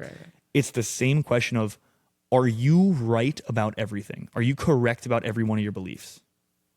I don't think so. No. So what belief are you incorrect about? I don't know. Exactly. Right. So you don't know what you're not, and this isn't just you, this is everyone. Right. You don't know what you're wrong about, I agree with this. but you know you could be wrong about I leave anything. room for me being wrong. Right. But you're saying this person is not doing that. No. So, Right. but if you extrapolate from I could be wrong about something, you could hypothetically be wrong about anything. So you could. shouldn't be married to any of your beliefs. But this comes down to like Socrates. It's like you at the end of the day, you need to be aware that you could be wrong about you don't know anything at the end of the day. Well, I'm open to having my mind changed about anything. There is something that could be said to me to change my mind that about could change anything. my mind. If you gave me some scientific evidence right now that swung my beliefs about abortion, I would change my thoughts. Exactly. Yeah. So the conversation I was having with this girl is there anything that could be said to change your mind? And she was like, no.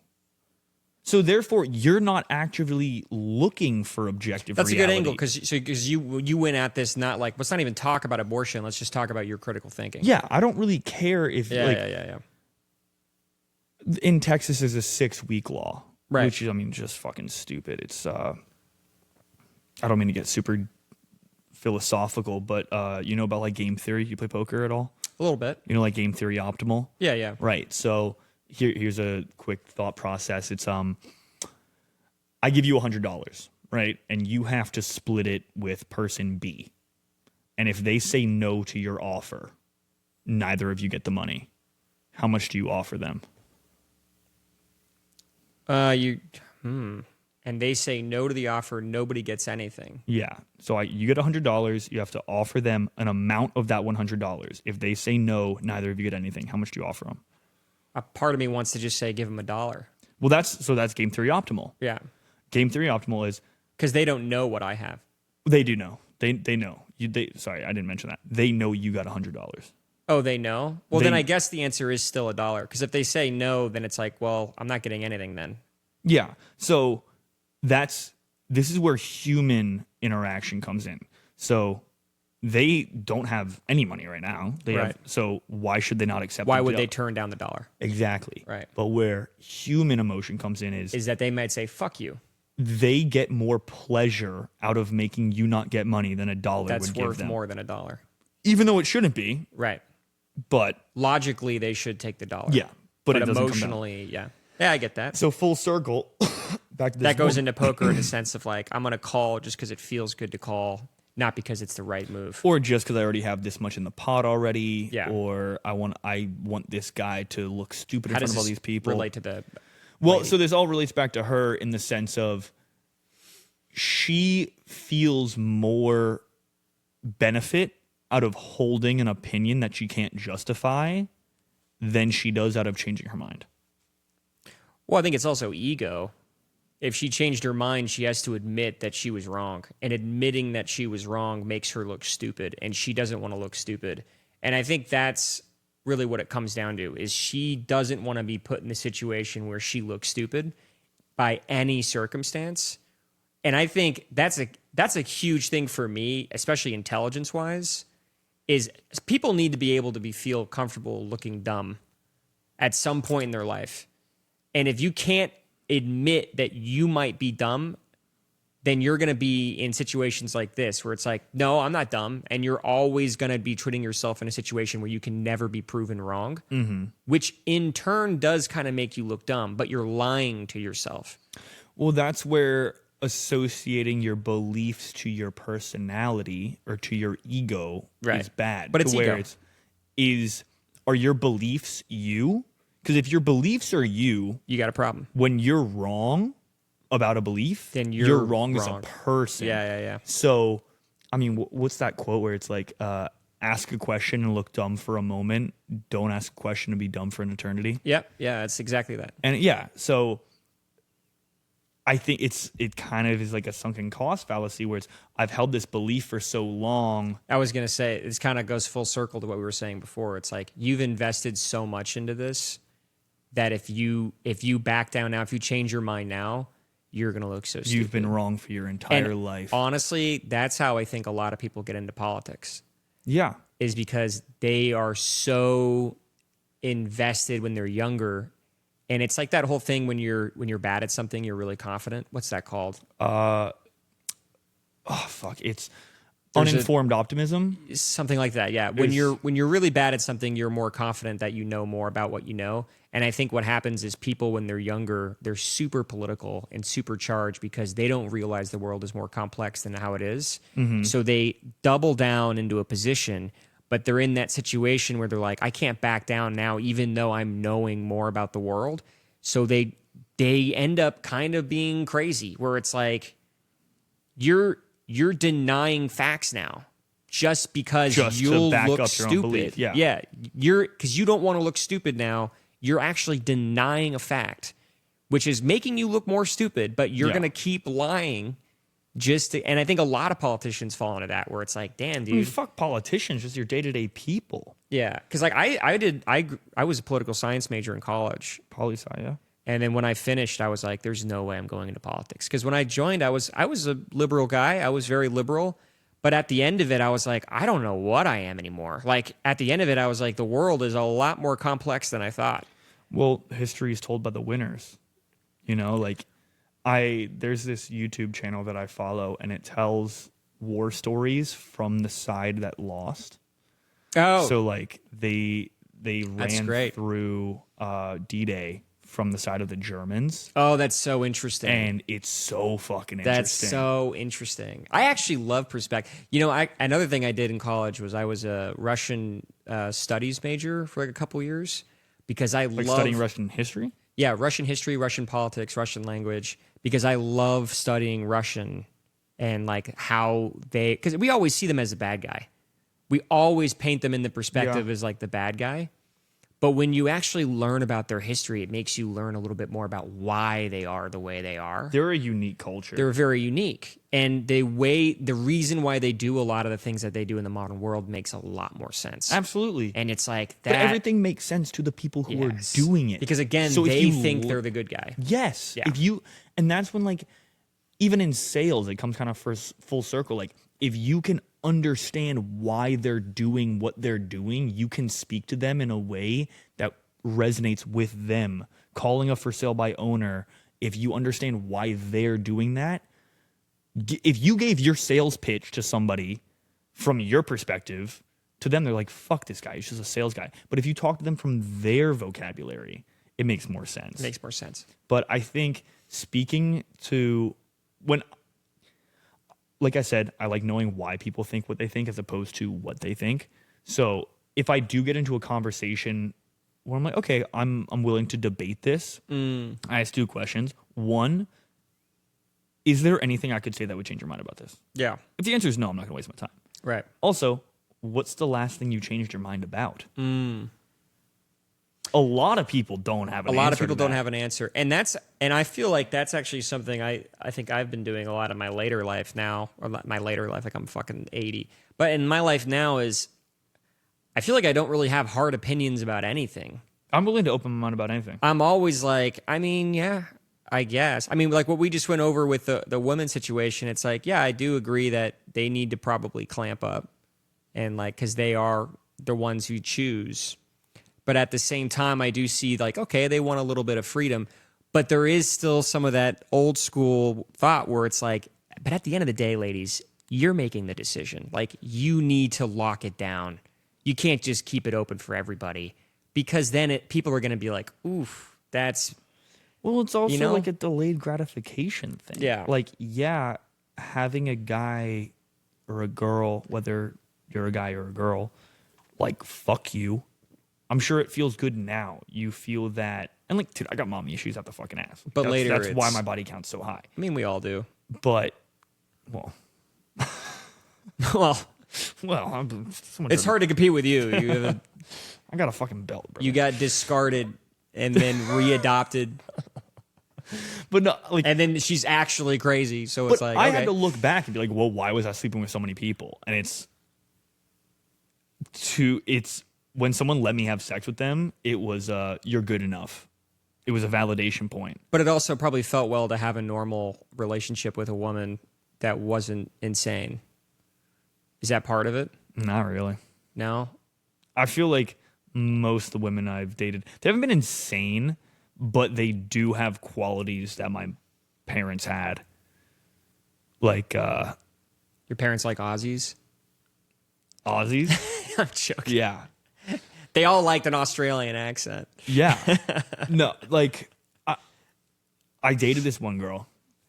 I matched with her roommate on Bumble. I don't use dating apps anymore. I've literally used them like twice. I've gone on 2 dates from dating apps. Right. But I matched with this girl on Bumble and I went over. She was a bit odd and her roommate seemed cool. So I ended up dating the roommate. Yeah. Now, the roommate painted herself as like this good Christian girl. Right. I went over to her family for Thanksgiving. I wasn't allowed to cuss. I got like pretty fucked up when we were watching the Eagles game and I was like, you fucking bitch. Like, that wasn't a flag. And they were like, watch your fucking tone. Oh, really? But she painted herself as like this good Christian girl that's not allowed to cuss, from Louisiana, and this whole thing. We end up going on a camping trip to my ranch in Lockhart. And we're playing Never Have I Ever on the campfire. Oh, I got crazy. Well, my buddy goes, never have I ever had sex on camera. And she puts a finger down. I was like, well, like, you had a sex tape with your ex-boyfriend? She's like, no, I used to do OnlyFans. And we've been together for like 4 months at this point. And I was like, you used to do only, like what? Like, you fingered yourself on camera? She's like, no, like, dudes would Dudes would pay me to let them fuck me on camera. And she was a Christian girl? Right? And I was like, man. whoa. That's not only... Well, that happens, though. Girls, like, swing hard the other direction. But, right, and I would have no problem with that if she was up front. But I was Right. like, that's not just OnlyFans. You were a prostitute with a fucking video camera. Yeah, and that's what porn is. Yeah. Yeah, So yeah. I was like, okay, how long ago did this happen? She's like, oh, like 5 months. I'm like, we've been together 4.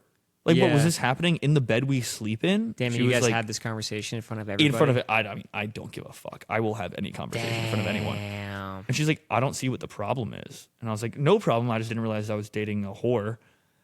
And yeah, that was the day we broke up. Damn. But like that, and I was like, how much money did you make? And she told me like $5,000 or whatever. But I was like, you got paid $5,000 off of OnlyFans? She was like, no. I made $0 off OnlyFans. I made $5,000 from the guys paying me to fuck them. I'm like, so you're just a prostitute. Yeah, that's a prostitute. Yeah. And the thing that hurt was I'm like, I'm not allowed to cuss at the fucking Eagles game? At the end of the day, you were like, and your dad made sure I didn't cuss? That's bullshit.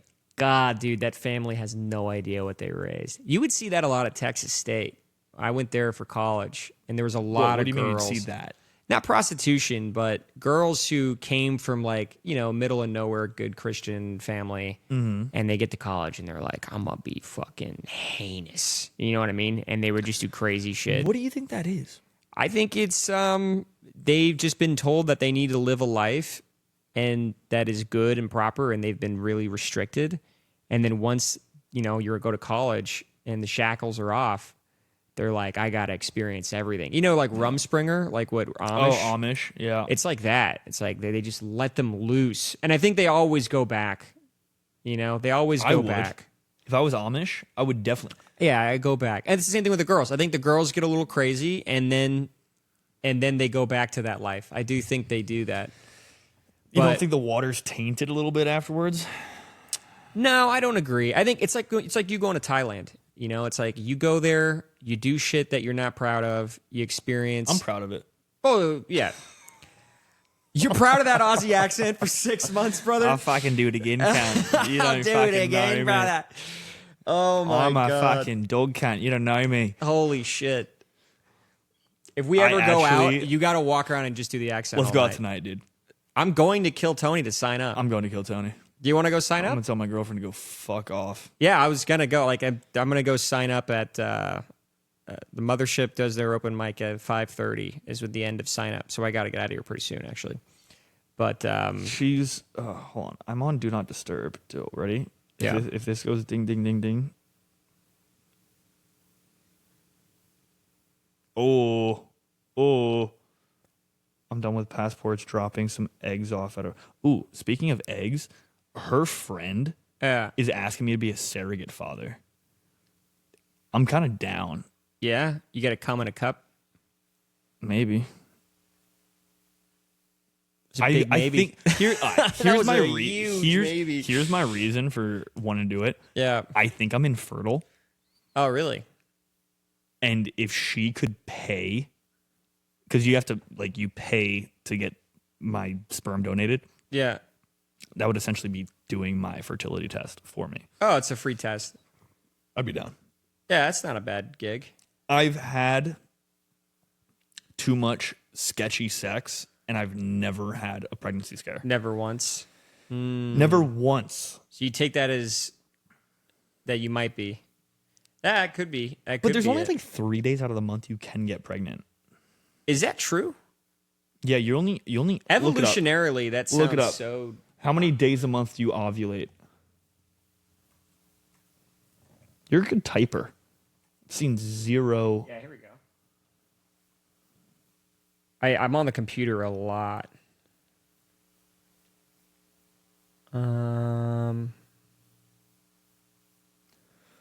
You're fertile. What? The person with a menstrual cycle lasting between 26 to 32 days will be most fertile between 8 and 19. Yeah, so of that's their- like fucking half. Well, then I'm definitely infertile. That's half, dude. I'm 100p infertile. Yeah, half is crazy. I have been hitting the balls a lot. having siblings. I don't know if that actually impacts it. I mean, my nuts feel pretty impacted. Getting you tell my nuts. Headed back home, but don't stress. I'm not gonna get mad today. She got mad last night. Oh, because you were out? I went out for the mimosas, and I was like, do you want to do backyard work today or play tennis? I was at like 12, and she was busy till 4, so we were going to do it at 4. But then by the time it got dark, which was like 8, she still asked me to come over. And I'm like, we're kind of at a lost cause now. Like, we're not going to be cutting down trees in the fucking dark. Yeah. So I just stayed out, and then I went and got pizza with some friends, and I rocked up at 11. She was fucking pissed. Yeah. So do you want to go sign up for Kill Tony? Absolutely. Yeah. I'm going to give her a call. Do you have a minute? I got a minute. Yeah. I got a minute about like VR sex. Okay. Here, let's end this and get prepped. Absolutely. All Thank right. you guys. Love you. Peace. Bye-bye.